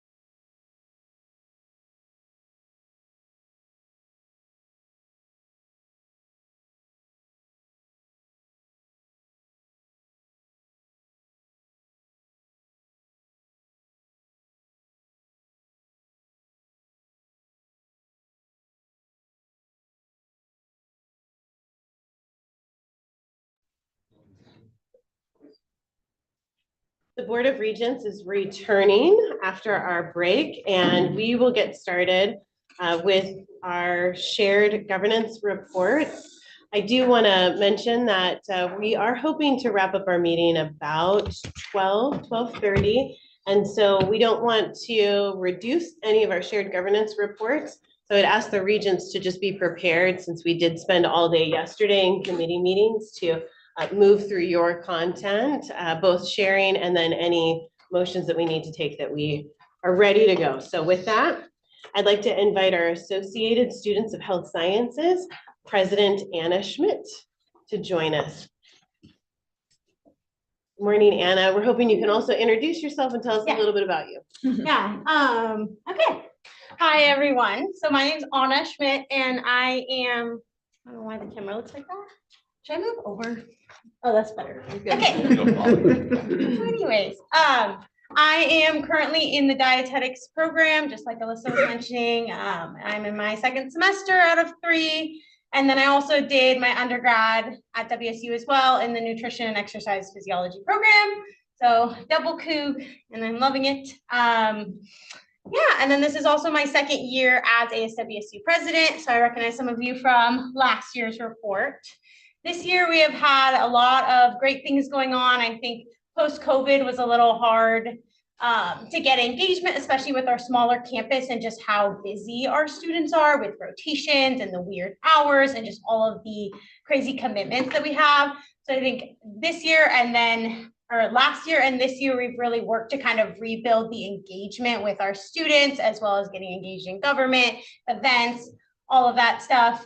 So that being said, we've done a lot of great things this year, and I kind of broke them up into some different categories. So starting with legislative work that we've done, we had a great Vice President of Legislative Affairs, and she worked really hard. She did a couple of voter registration events on campus just to increase civic engagement. She went to Coup Day at the Capitol, and we had some great successes in expanding the Washington College grant, increasing affordable housing, even expanding the WSU Native Scholarship. So that was awesome. She also met with some legislators in both the Spokane and Yakima districts, since we represent both, and just building those connections for the future. And then we also attended a bunch of Washington Student Association meetings where we worked to build the legislative agenda that they helped us lobby for throughout the legislative session. And then lastly, we also advocated to keep some grad funding. So they were trying to kind of take a little bit of money out of a grad funding budget. And we got them to keep most of it in there for low interest grad loans, since graduate students do not have access to the same funding as undergraduate students. Moving on to some campus development stuff that we've really worked on. So we're very excited that we received a $10,000 grant for an emergency contraceptive vending machine on campus. That's something that we started in the works last year, did a survey, saw that it was a need on our campus, and then we got the grant this year. And so we are in the process of ordering that and getting that all set up. So by next year, we should have a functioning vending machine that will increase accessibility to our students. And then we also approved funding for a lounge space in the health sciences building, so just kind of right behind us. And that should be opening very soon, like next couple weeks. It's going to be a great student space for students to hang out, ping pong tables, some study space. So that's going to be awesome. And then we're also in discussions to create an additional lounge space in the new med building for the other College of Medicine students besides MD, to be inclusive of everyone. And then another thing we did, so we have travel grant funding for our students that they can access in order to, pay for conference costs and traveling to conference and anything that will help benefit their education. And the current structure of that is that they submit that request after they have traveled and they submit the receipts. So this year we have worked to restructure that so that next year they can apply for this funding prior to traveling and have that money. So it just increases the accessibility if students can't afford to, pay the costs up front and then get reimbursed for it. And then moving on to some outreach stuff, we had an incredibly successful fall health fair. We had over 200 in attendance, and we partnered with the Spokane Public Schools as well as the Spokane Public Libraries. So it was an incredible event. We had our students have tables from different registered student organizations, as well as a lot of community partners like parasports and the libraries, just educating and providing education for our community. Then we also started a Yakima monthly newsletter to really educate the Yakima students. And in Yakima, they've been working on a ton of events. They have like a monthly Coug Pride event. So they've really been trying to bolster kind of the Coug spirit on that campus, since it is a joint campus. So it's been really cool to see that advancing and the students being more engaged over there as well. And then we started our ASWSU Instagram page, and that's been pretty successful. We've been really trying to promote events and like funding opportunities like our Senate funding that students can have access to, as well as that travel grant funding. So yeah, does anyone have questions for me? I've gone to work with Annalise for 2 years now. 2 years. And to be voted by your student body for 2 years in a row, I mean, that says a lot about her leadership style and her successes as a president. So I just wanted to echo that, and just great work these last 2 years. It's been an honor to work with you. Thank you very much for being with us. And I would echo the sentiments that have already been made, that it speaks a lot to your leadership. So we appreciate seeing you not once, but twice, and wish you all the best. So thank you so much. Thank you, guys. All right, next up, we have our Graduate Professional Student Association President, AJ Barman, that is virtual with the board. Good morning, everyone. My name is AJ Barman, and I'm the president of Graduate and Professional Student Association. It's my honor to present the report for all the graduate students in front of the Board of Regent. Since I submitted my last report to the board, the major development or major work we have been doing is our election. And when I submitted my report, our open election was ongoing, but as of right now, we finished our general election as well as our open election. And I'm happy to share that we were able to fill all the 72 positions in our GPSA Senate for the next year. All our positions are elected and people vote. They are not appointed, they are elected positions. So the election was one of the major effort that GPSA did, but we were able to get all the positions filled up, and we are ready to go for the next year. And this year was one of the most challenging year for the GPSA. We started working with our WSU leadership, WSU admin. We also started working with our local Pullman City Council and able to meet with Pullman Mayor on several occasions. We sent our GPSA delegates to Olympia to advocate for higher education at the state level, as well as we went to Washington, D.C. to advocate for the higher education at the federal level. It's my honor to share that I will be coming back again as a president and will be able to serve our graduate and professional student community for the next upcoming year, as well as two of our vice president. They agreed to re-elect again, and they will be also coming back for the next year. Moving forward, during our election, one major thing that graduate student did is a food pantry referendum. We were able to pass the referendum during our general election. So what this gonna do, we all agreed to increase a $5 student fee for our student and activity fees, and this will go towards our food pantry. And food pantry is a free access of food for all the students. In the previous year, only ASWSU Pullman was paying this $5 fee that goes towards the food pantry, but it was open to undergraduate student as well as the graduate student. But from this year, starting from the next fall, the graduate student agreed to contribute $5 towards this initiative. And this is pending approval from the Board of Regents. Moving forward, from the GPSA, one of our key effort is our showcasing our research exposition. This year, more than 60 students were able to showcase their research through their poster presentation and also presenting and communicating with all the viewers that stop by in our research exposition ceremony. And we had total of 6 categories, and out of 6 categories, we awarded 22 people and recognized their marvelous work in their research. And moving forward, today and tomorrow, we are going to, WSU Pullman is going to host our Student Government Council meeting at Pullman.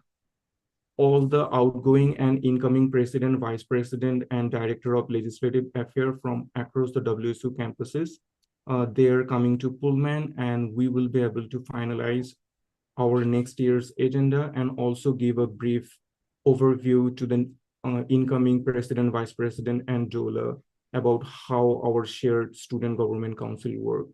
So ASWSU Pullman and GPSA is hosting them together. And that will be today from noon to 5 p.m. and tomorrow from 8 a.m. to noon. And also one update, tomorrow we are going to interview our applicants for the student representative in the board of Regent group. So tomorrow we will be conducting that interview process.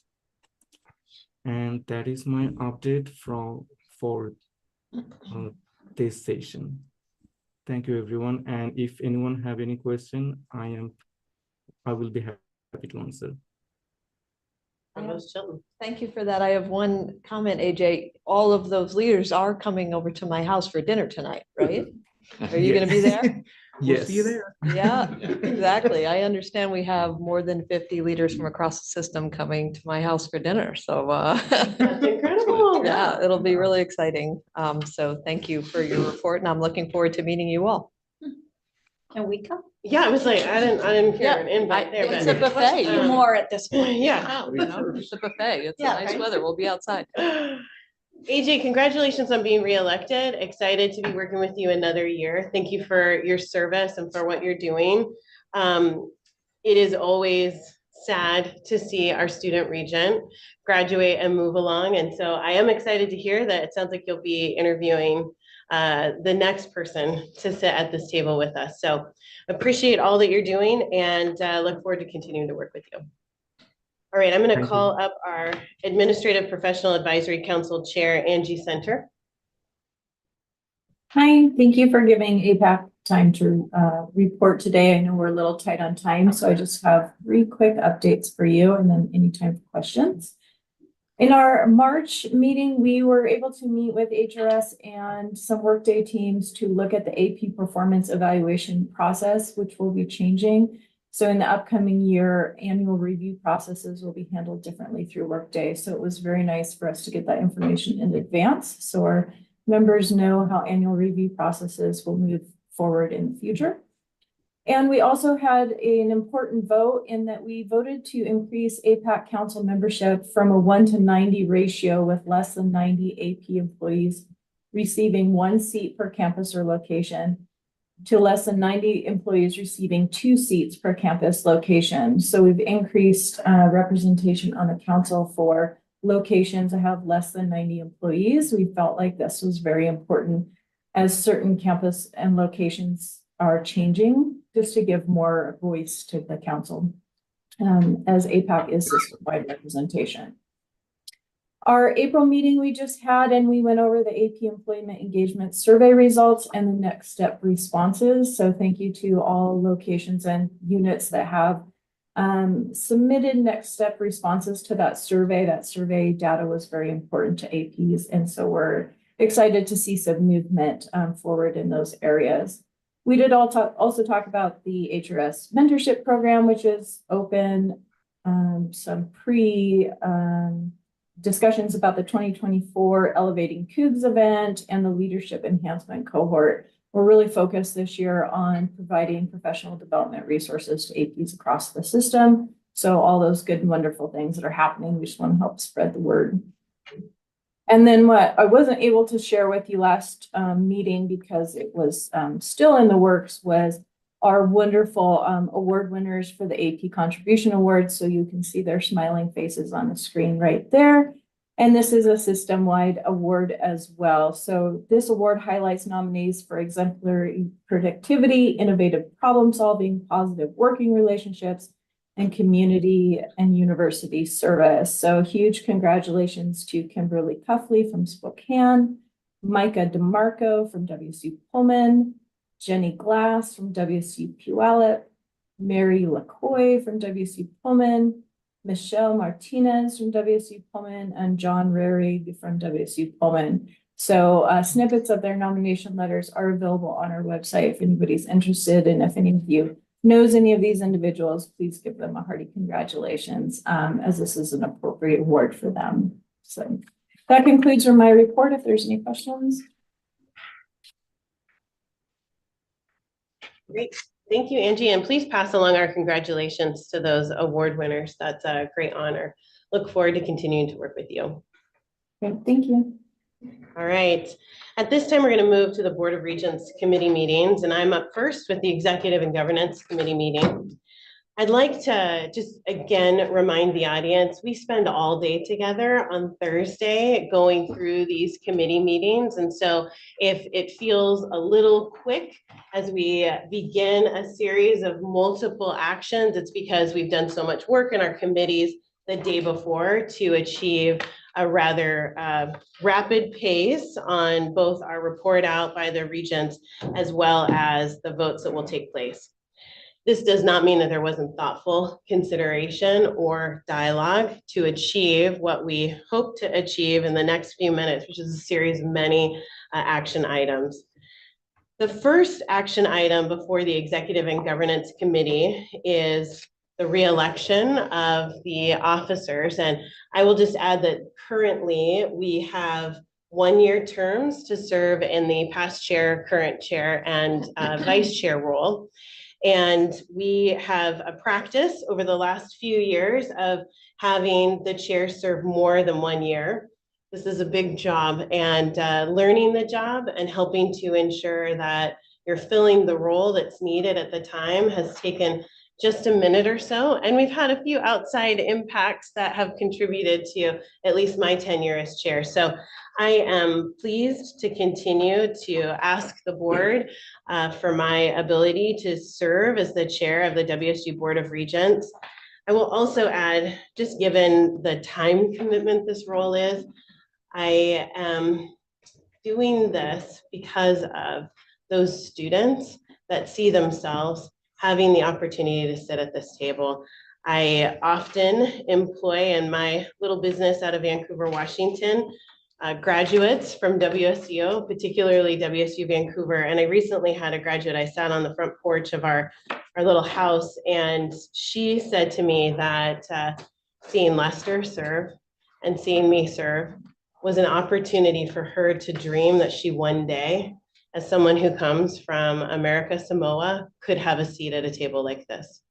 And so again, I just thank you, Lester, for your service. And I often forget that it's not just us serving today, it's those that will serve in the future and have an opportunity to have a seat at this table. So with that, I move that the Board of Regents re-elect Lisa Schauer, myself, as chair of the WSU Board of Regents. Feels a little odd to be doing this motion, but let's move forward. So I'd like to move that you re-elect Lisa Schauer as the chair of the WSU Board of Regents for the year beginning July 1st, 2024, and that Jeanette Ramos be re-elected to serve as vice chair of the WSU Board of Regents for the year beginning July 1st, 2024, with the understanding that she shall act as chair pro tem in the absence of the chair, with the power to preside at the meetings and to sign all instruments required to be executed by the WSU Board of Regents. Is there a second? I'll second. Right. Is there any discussion? The only discussion I would add to your highlight is fully half of our board is female. We provided that opportunity, and 2 of the 3 executive committee are people of color, and all 3 are female. And I think it's a wonderful advancement of the land-grant university.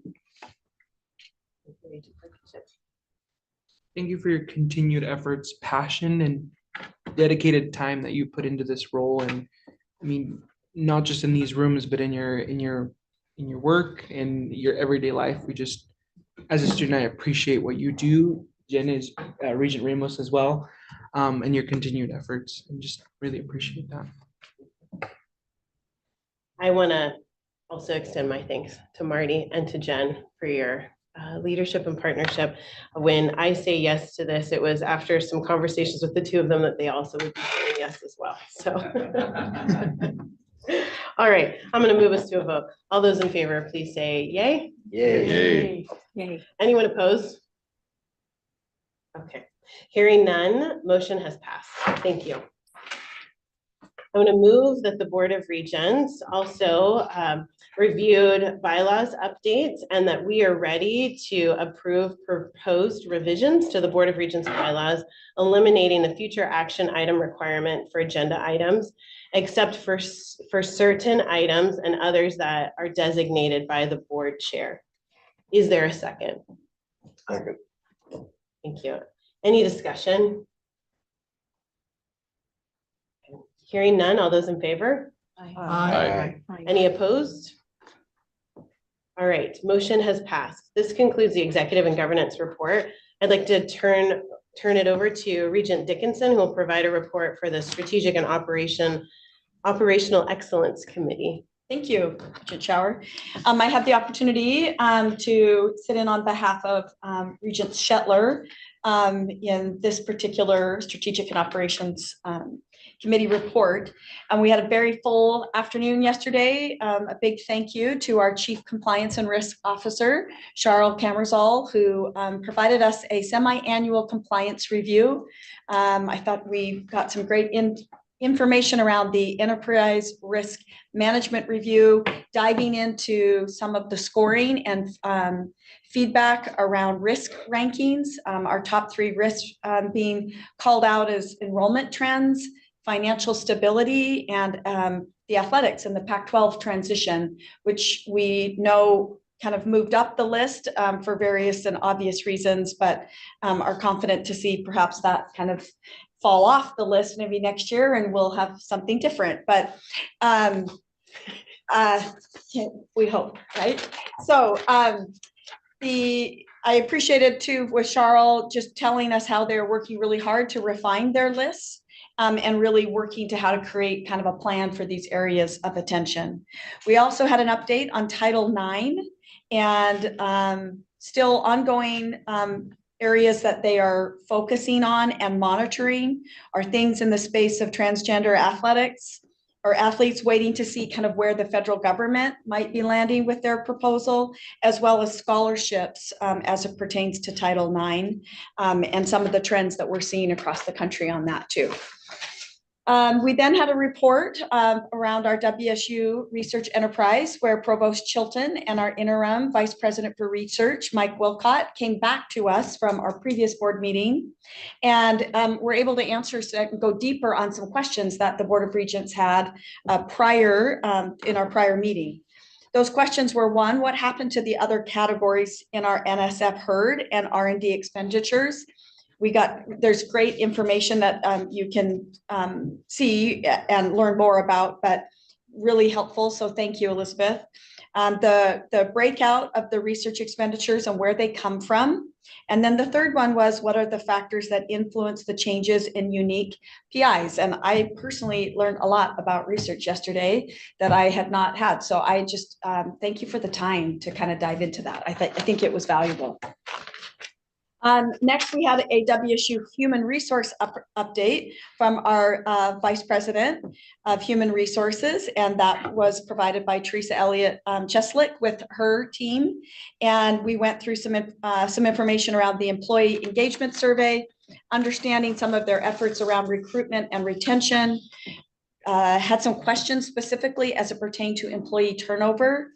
Interestingly enough, we are starting to see an uptick in the number of people applying for WSU open positions and using some of our workday data to really kind of start to benchmark how things are looking from retention and recruitment. And Then we had the very interesting and very relevant update and overview from Provost Chilton as it pertained to AI. And I think a special kudos on the forward looking of assembling a council on this because, you know, as you heard yesterday of how the various ways we're able to use that, whether it's student affairs, research, so many of the other things. So I enjoyed learning about the areas of adoption of being the #1 innovators, 2, the early adopters, 3, the early majority, and 4, some will just not get on the AI train. So you guys decide where you might be, but I just planned my trip to Spain with ChatGPT. So we'll see how that goes. We'll see how it goes. I'll let you guys know. If I don't end up in Spain, I'll let you know.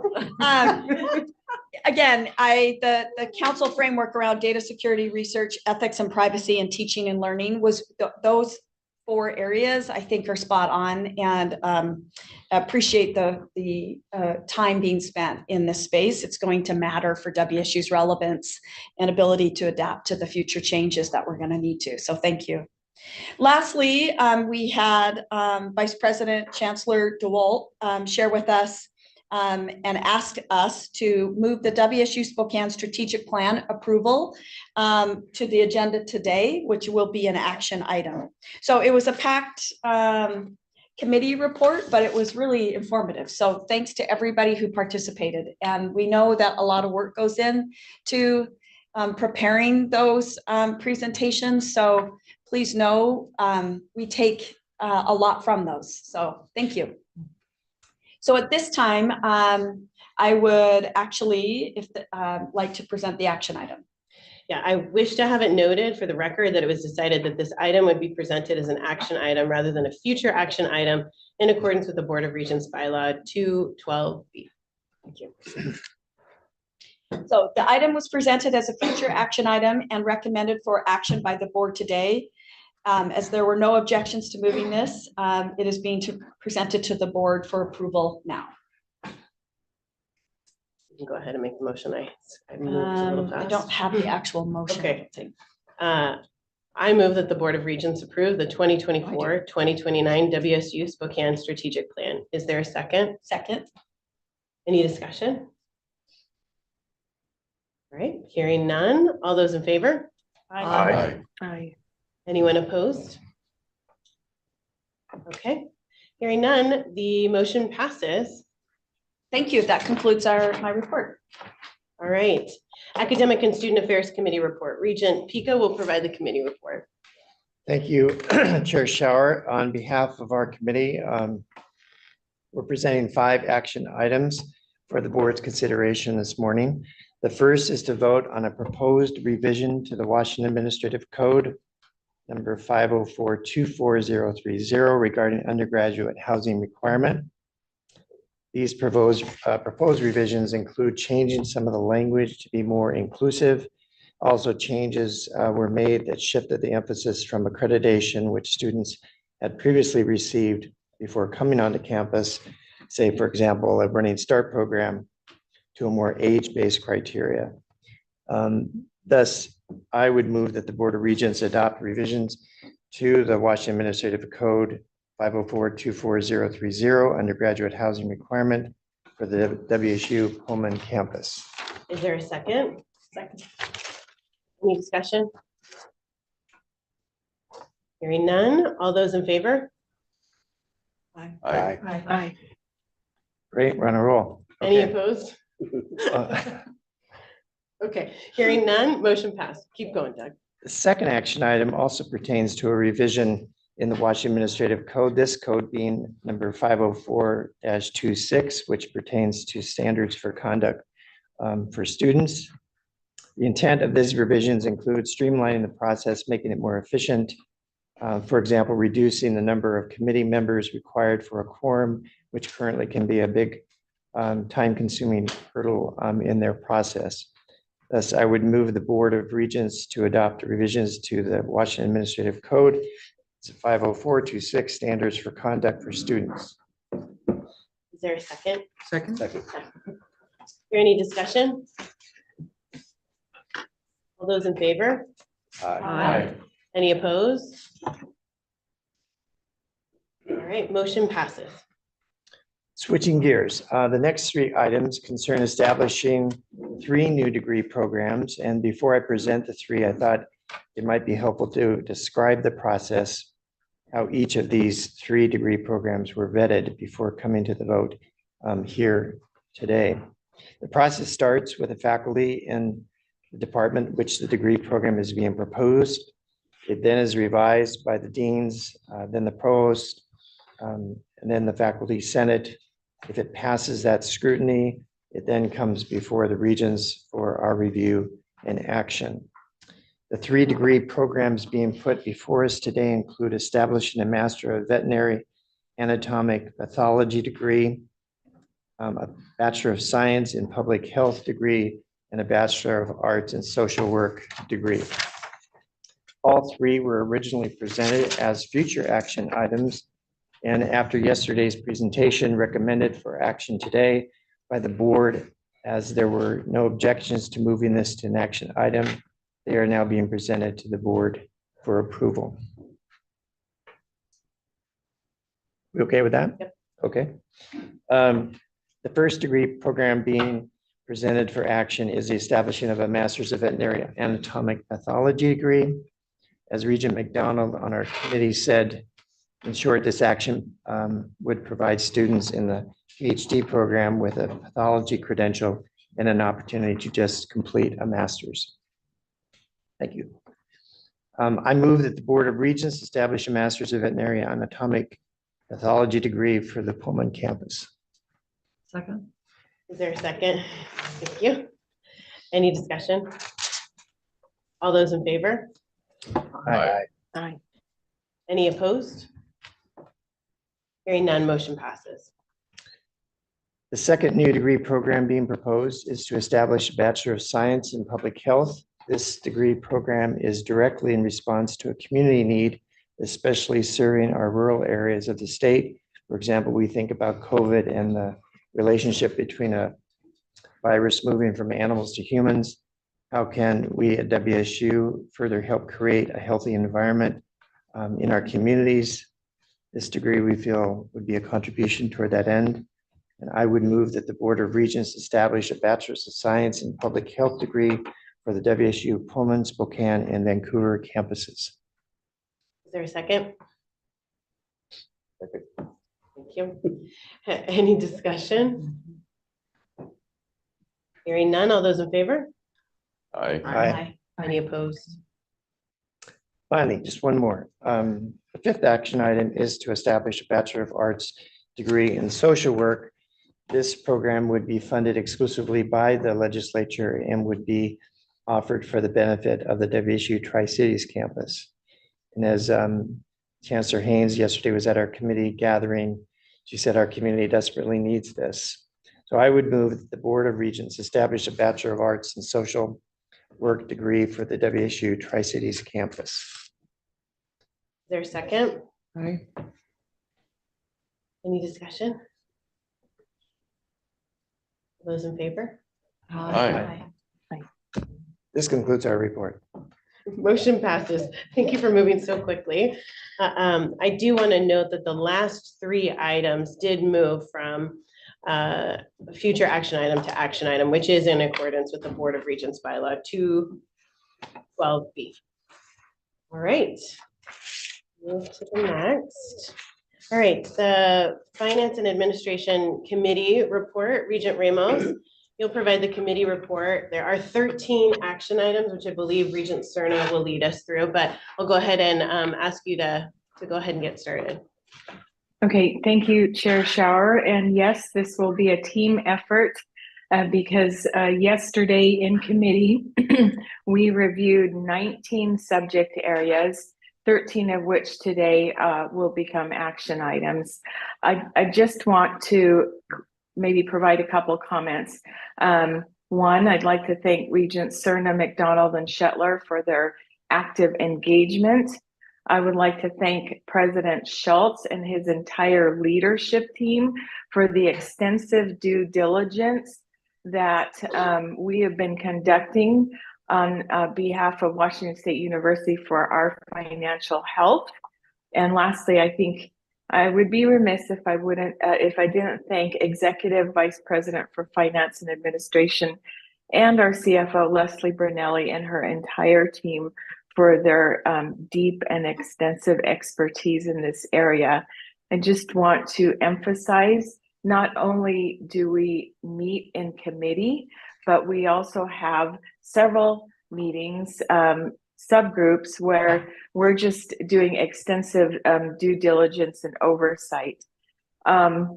So with yesterday's committee, I just want to emphasize that we reviewed the 2024 financial performance of the university, and we looked extensively at the data going into the planning for 2025.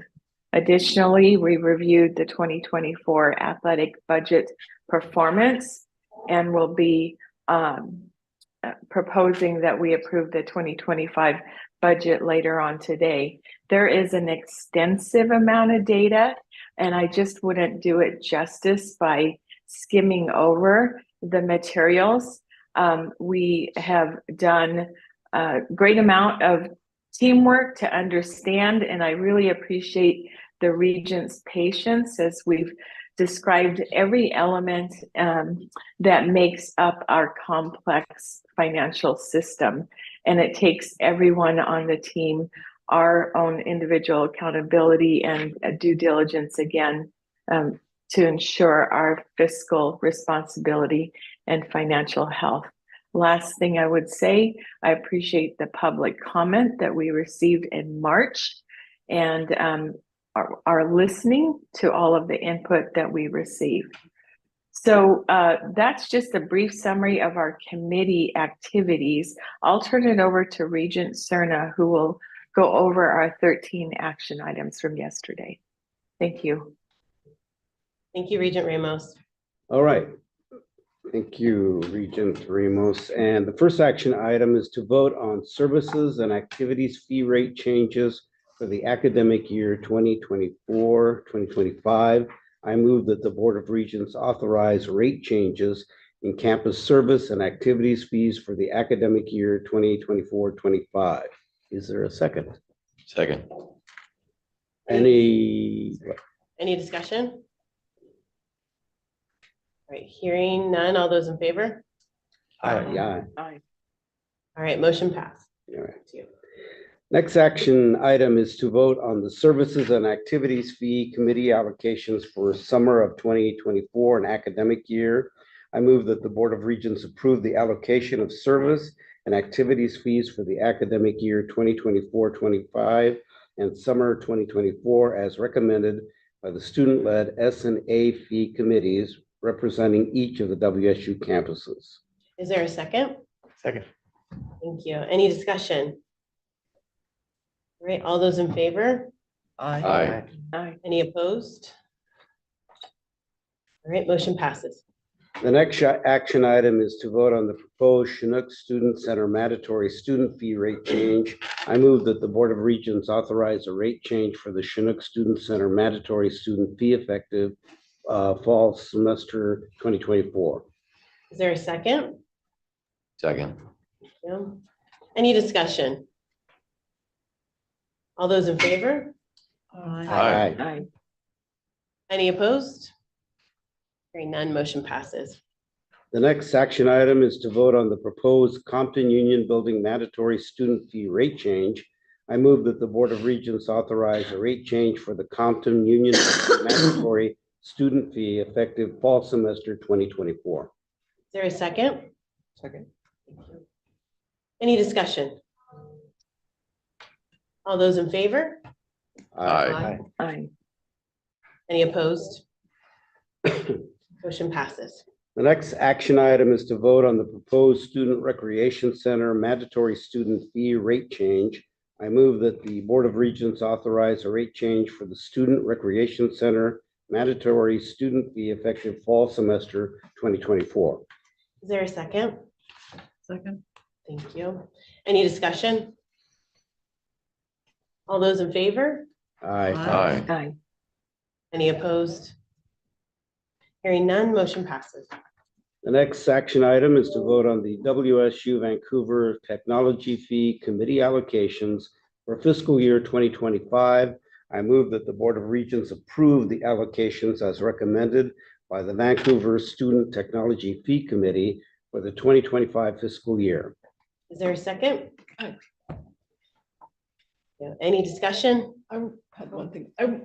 For each of these items that we've just passed regarding student fees, we had really articulate, invested students come to our previous meeting and talk to us about why the fees were needed, what sorts of things they thought about in making these decisions. And we really appreciate the leadership and the potential in the students that came to talk to us. We're really proud that they're Cougs. Thank you, Regent McDonald. Well said. All those in favor? Aye. Any opposed? Hearing none, motion passes. The next action item is to vote on the proposed revision of the Board of Regents debt management policy. I move that the Board of Regents approve proposed revisions to the Board of Regents debt management policy, BOR 5. Is there a second? Second. Thank you. Any discussion? Hearing none, all those in favor? Aye. Aye. Any opposed?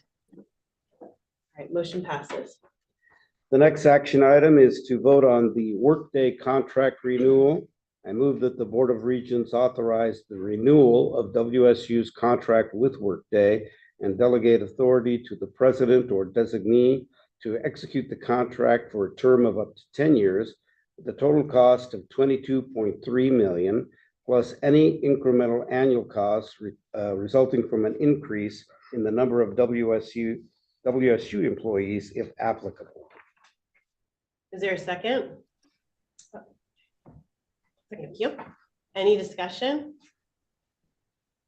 I'm just going to add, this is a big number. It'll be an even bigger number if we renew on an annual or at a 5-year time period. So I appreciate the fiscal strategy around continuing to invest in Workday, even though that's a big renewal number. So, all right, all those in favor? Aye. Any opposed? Hearing none, motion passes. The next action item is to vote on the 2025-2027 state capital budget request. I move that the Board of Regents approve the state capital budget request for fiscal year 2025-27 and delegate authority to the president or designee to approve any adjustments that may be needed before submission to the Office of Financial Management. Is there a second? Second. Thank you. Any discussion? Hearing none, all those in favor? Aye. Any opposed? All right, motion passes. The next action item is to vote on the proposed revisions to WAC 504-50 small works roster. I move that the Board of Regents approve revisions to the WAC 504-50, implementing updated provisions of RCW 39.04.151 regarding the small business works roster. Is there a second? Thank you. Any discussion? All those in favor? Aye. Any opposed? Hearing none, motion passes. The next three items, the fiscal year 2025 athletics budget, the tuition rate for the Masters of Energy Conscious Construction degree, and establishing the WSU Pullman Cougs against Hunger Student Food Pantry fee were presented as future action items and are recommended for action by the board today. As there were no objections to moving these to action items, they are being presented to the board now for approval. I wish to have it noted for the record that it was decided these three items would be presented as action items rather than future action items in accordance with the Board of Regents bylaw 212B. All right. The next, are we moving on? Okay. The next action item is to vote on the fiscal year 2025 athletics budget. I move that the Board of Regents approve the fiscal year 2025 athletics budget as proposed. Second. Thank you. Any discussion? Hearing none, all those in favor? Aye. Aye. Any opposed? All right, the motion passes. The next action item is to vote on the tuition rate for Masters of Energy Conscious Construction degree. I move that the Board of Regents set tuition rates for the Masters of Energy Conscious Construction for academic year 2024-25 as presented. There's a second. Second. Any discussion? All those in favor? Aye. Aye. Any opposed? Hearing none, motion passes. The next action item is to vote on establishing the WSU Pullman Cougs Against Hunger Student Food Pantry fee. I move that the Board of Regents approve the establishment of the new mandatory fee of $5 per semester, fall and spring, for full-time Pullman graduate and professional students beginning in the fall of 2024. There's a second. Thank you.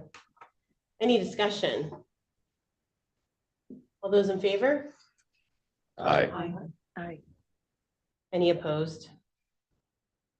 All right, motion passes. And that concludes the Finance and Administration Committee report. Thank you, Regent Cerna and Regent Ramos. The last agenda item is other business before we go into open public input opportunity. I want to share that yesterday, April 18th, the Regents met in an executive session with legal counsel to review the performance of a public employee and discuss pending or potential litigation involving the university.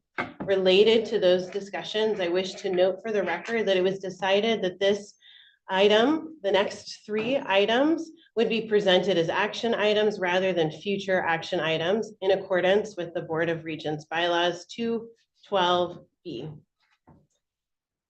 Today, we publicly announce that Washington State University President Kirk Schultz has shared his intentions to retire as WSU's 11th president in June 2025. I want to really emphasize that this has been a long-term discussion with the Board of Regents beginning of June 2023, with the intention for the board to have time with President Schultz and to ensure a smooth leadership transition. The Regents have had the opportunity to review the proposed restated employment agreement with President Schultz, which has been revised to state a conclusion date of June 30th, 2025. I want to share before we go into the set of action items that when I attended the Foley Institute dinner, General Mattis mentioned the tombstone for Jackie Robinson, and the quote on the tombstone reminds me of the service and the dedication that President Schultz has had to WSU. It states, "A life is not important except in the impact it has had on others." And President Schultz, your impact on others has been significant. And I will say that knowing that this was the plan back in June 2023, I did have pause about whether I wanted to step into the role as board chair, because I really appreciate your leadership, and what we are about to embark on is a change in this university, and we will be forever in your debt for what you have done for this university, and we look forward to continuing to work with you. I'm going to move forward with the action item. I move that the Regents approve the proposed restated employment agreement between the Board of Regents of Washington State University and Kirk H. Schultz, President, with the amended appointment to conclude on June 30th, shortening the contract by 1 year. Is there a second? Second. Thank you, Regent Cerna. Is there any discussion?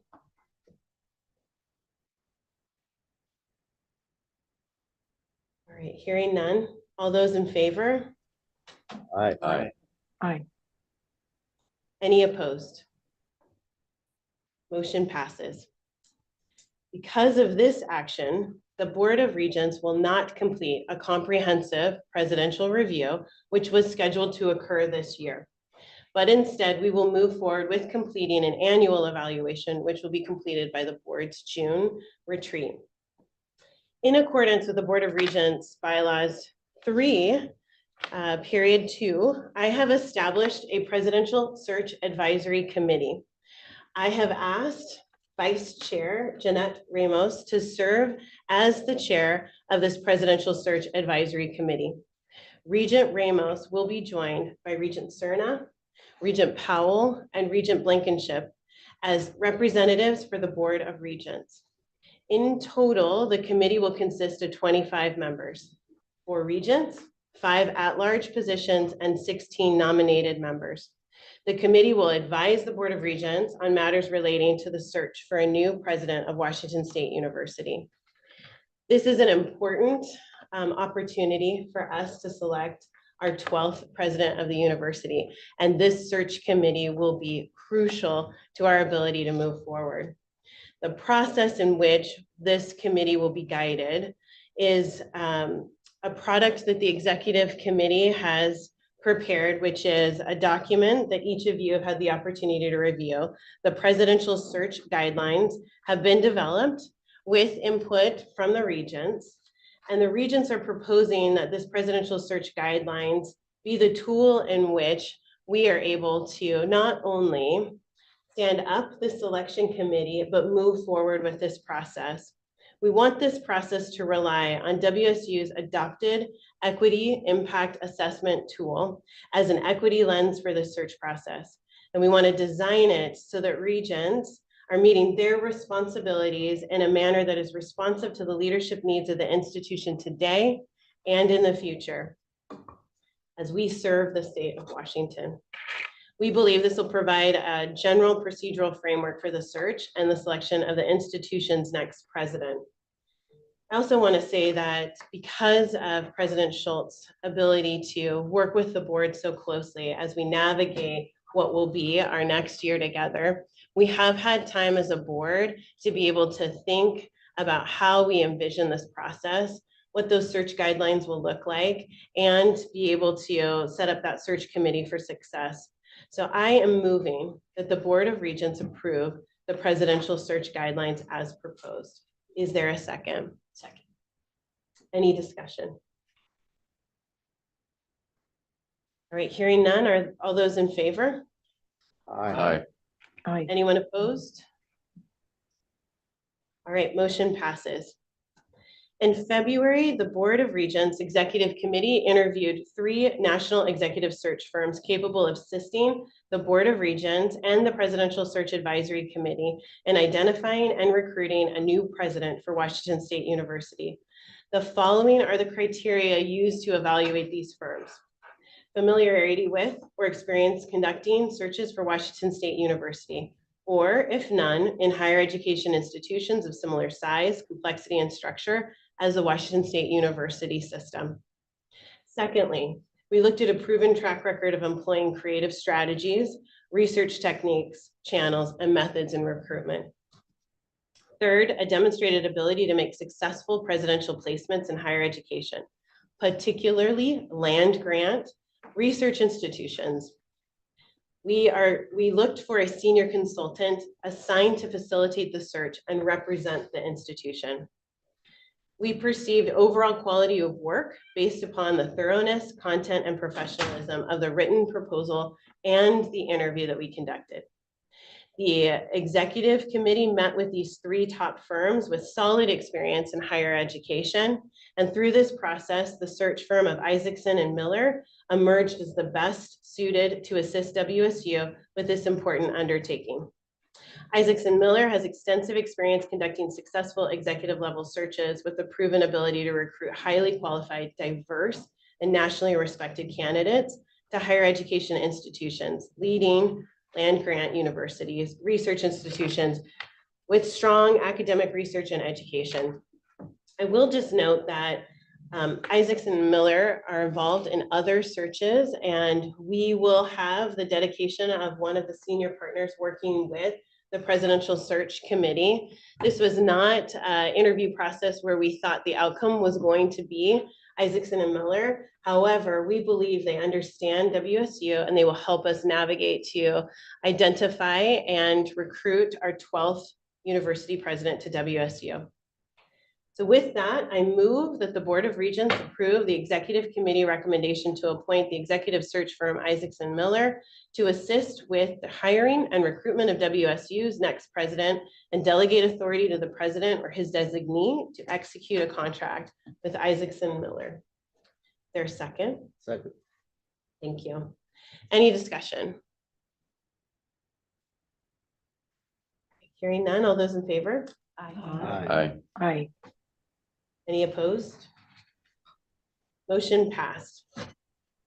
That was a lot in 3 action items. And so I do just want to pause for a moment and just say that we are deeply in gratitude to your service, President Schultz. And I know this university is better because of your leadership. We as a Board of Regents are engaged and ready to move forward with not only strategic imperatives that our university, together with all of our major constituent groups, are in alignment with as we look for the future with our 12th presidential search beginning. We will have additional details as to how you can get involved in that search next week. So anticipate seeing more information from President Schultz and myself.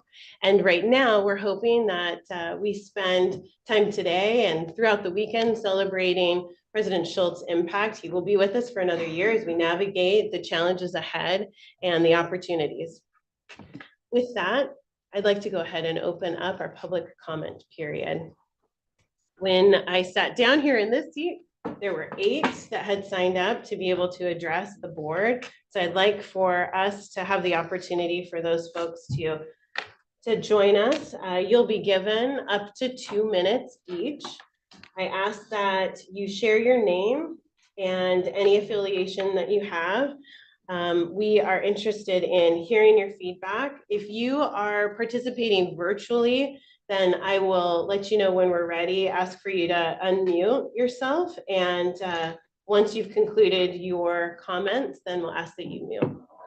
We move to the next speaker. So with that, I'd like to go ahead and invite a student, Andre Dial, to join us. I'm sorry if I did not say your name correctly. Please go ahead and introduce yourself and share with us your feedback. Hi, hi board. Sorry, you just made a lot of graduate students very happy with that last announcement there. My name is Andre Deal, and I'm a 3rd-year PhD candidate in American Studies, a UAW 4591 bargaining committee member, and an instructor in comparative ethnic studies on the Pullman campus. I'm here today to speak specifically to the ways in which the current rounds of proposed budget cutting impacts the experience of teaching for ASEs and their undergraduate students. For ASEs, the current round of proposed budget cuts has initiated a contradictory sense of precarity and essential service. As some departments have been forced to admit graduate students without funding, it has diluted the pool of students who, having TAships, are paid to teach in the classroom. In some cases, this dilution has resulted in graduate students seeing the number of classes they are expected to TA double for the fall, and in others, a lack of graduate students means essential courses will have to cut their number of sections or rely on faculty to teach classes, denying graduate students that important career development opportunity. Undergraduate students are well aware of how their TAs have been treated because their learning conditions are our working conditions. When I spoke to my students in preparation for our successful strike action in January, they were overwhelmingly supportive because undergraduates are frustrated with decisions being made by WSU's central administration. They can sense our collective precarity and are impacted by these cuts in perhaps more profound ways than the ASEs themselves. While academic student employees were bargaining, we consistently made the point that budgeting is about setting priorities. The choices made by this administration, particularly to how they affect teaching, go against the stated mission of the university to provide practical education for all. I care deeply for this university, its students, and its mission. As members of the Board of Regents, I hope you show equal care when you set the budget for the coming academic year and ensure that WSU preserves one of its greatest resources, its teachers. Thank you very much. Thank you very much. Our next speaker is Abigail Aker. Sorry, please join us. Oh, my timer.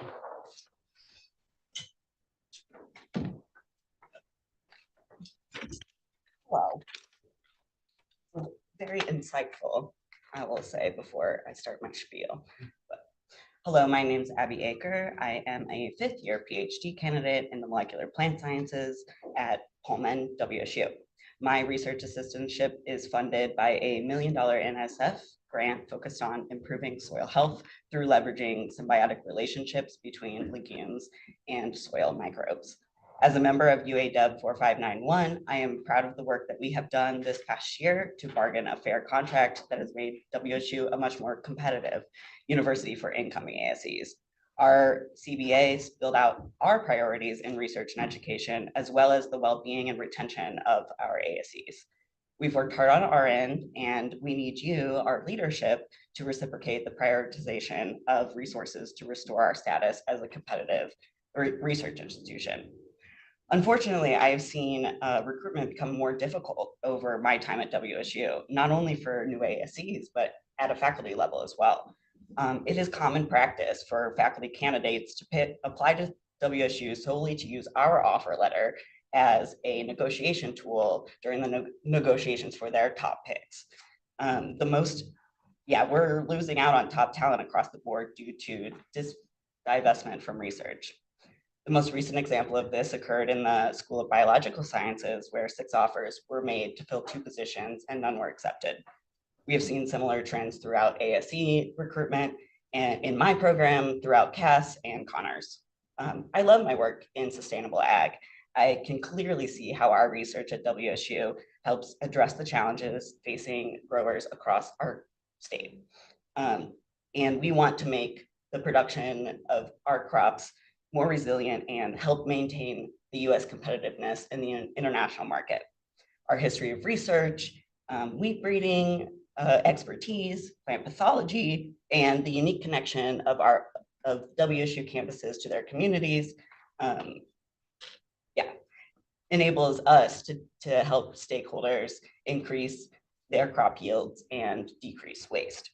As the board considers budgetary priorities for the coming year, we wish to see a reinvestment in the research, expertise, and service-oriented mission of WSU for the good of the state and for the good of the university. Thank you. Thank you. I was a little slower than I meant to be. That's all right. Steve Gassity.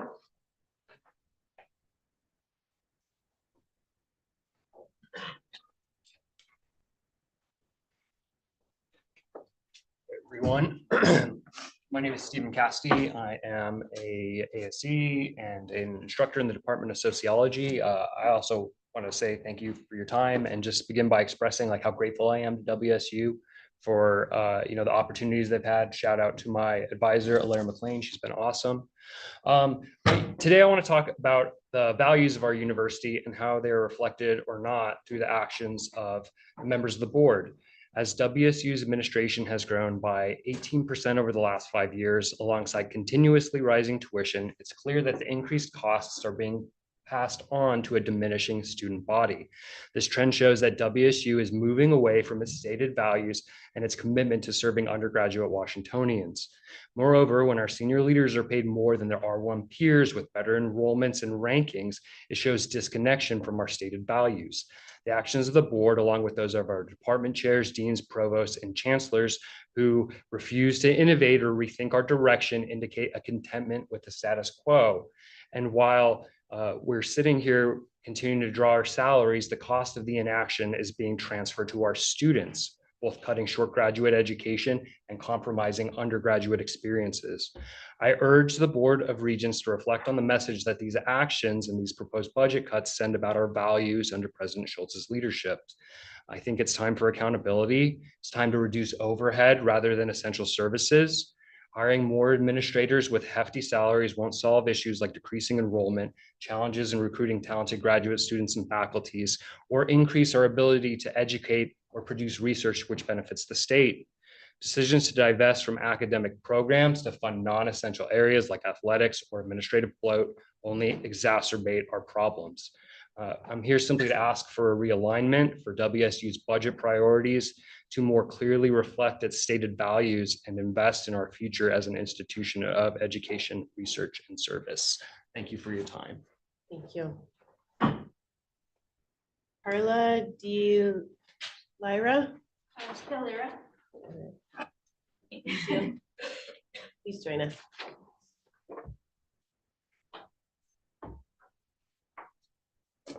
My name is Carla Delera. I'm an academic student employee and member of the UAW 4591.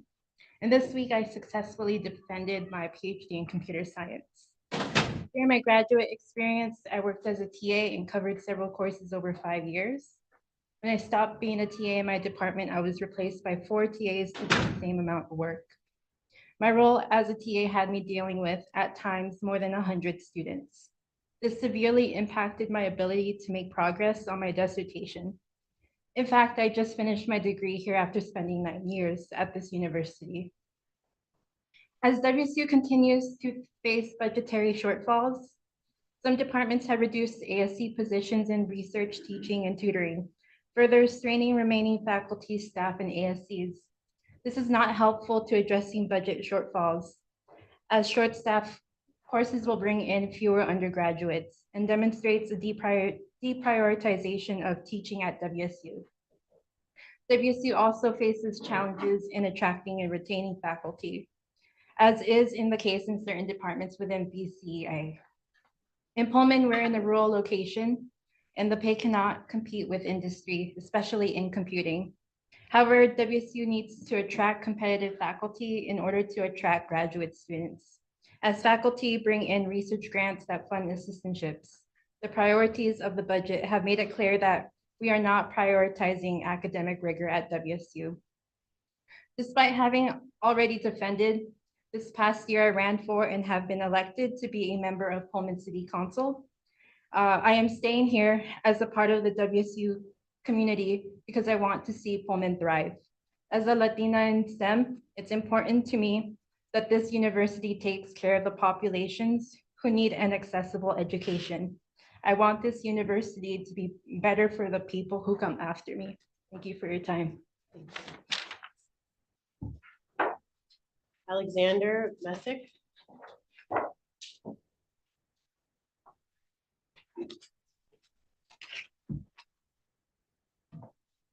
Hello, my name is Alexander Messick.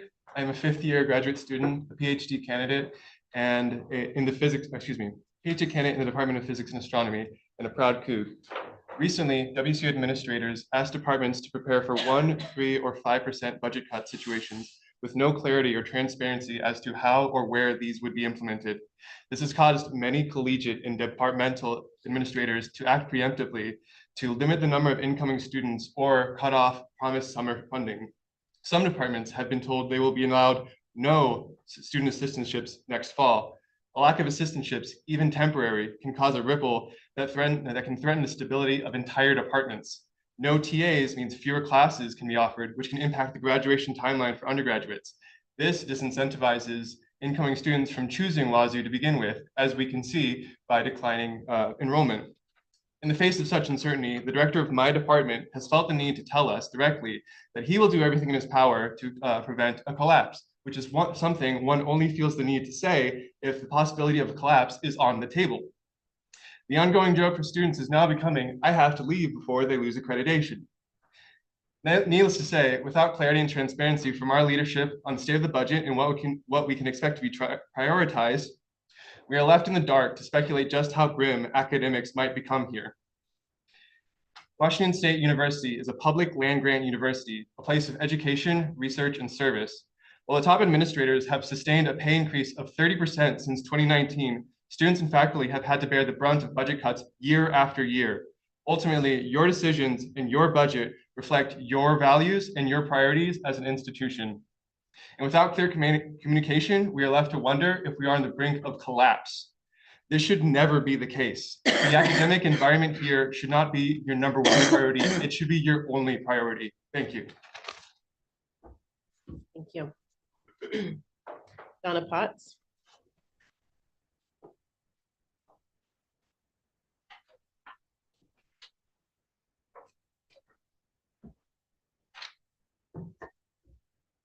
I'm Donna Potts. I'm here to represent the WSU chapter of the American Association of University Professors.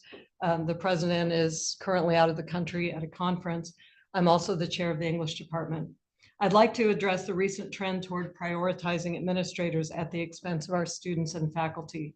Our grad students have long deserved better pay for their work, but their complaints remained unheard until they formed a union. Instead of viewing their contract as a much needed improvement of working conditions, administration responded by cutting the number of TA-ships from graduate programs across the university. Math and statistics, the largest department at WSU, was denied any graduate teaching assistants this year.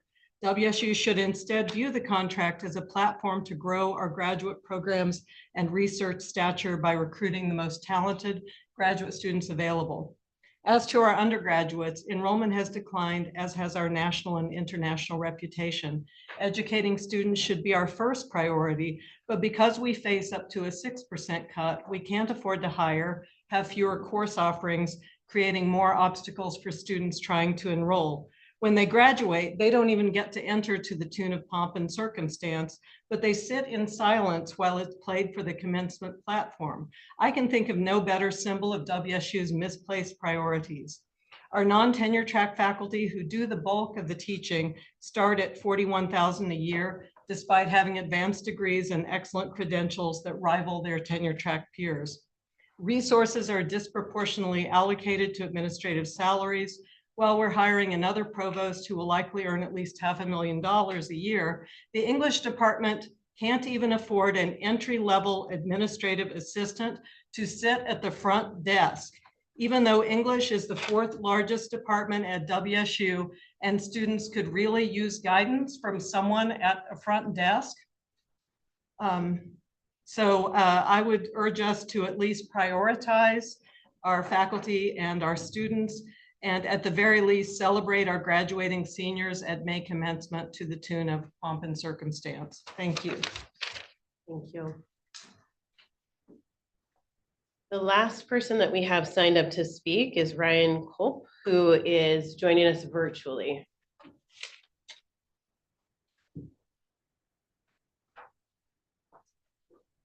Ryan, are you on?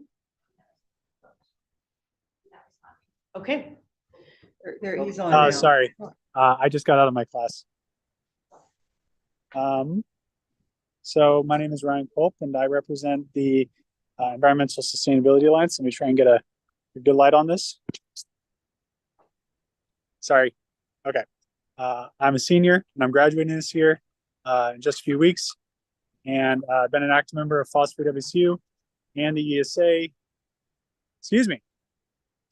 since fall of 2021.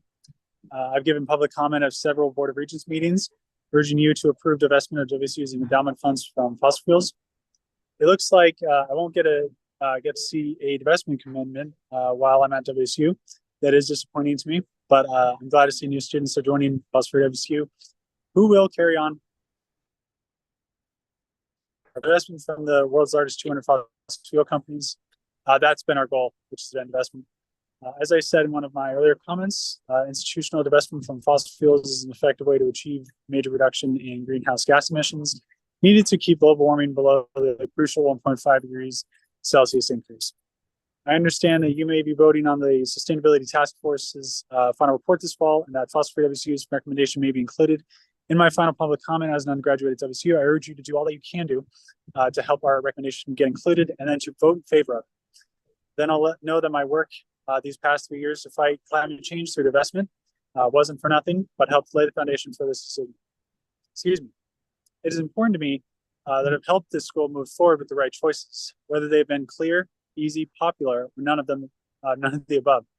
These meetings I attended, these events I organized and participated in, what I did further to further the success of our school. Help the work I and my compatriots at the ESA and Phosphor WSU have not been taken half-heartedly. It has been an honor working with them and all of you. Thank you for your time today. Thank you, Ryan. Appreciate you being with the board. And that's all I got. Thank you. This concludes those that have signed up to participate with a public comment. I will just say a couple of things. Hopefully, if you're here and providing public comment, you also watched our committee meetings where we addressed many of the topics that are in front of us today.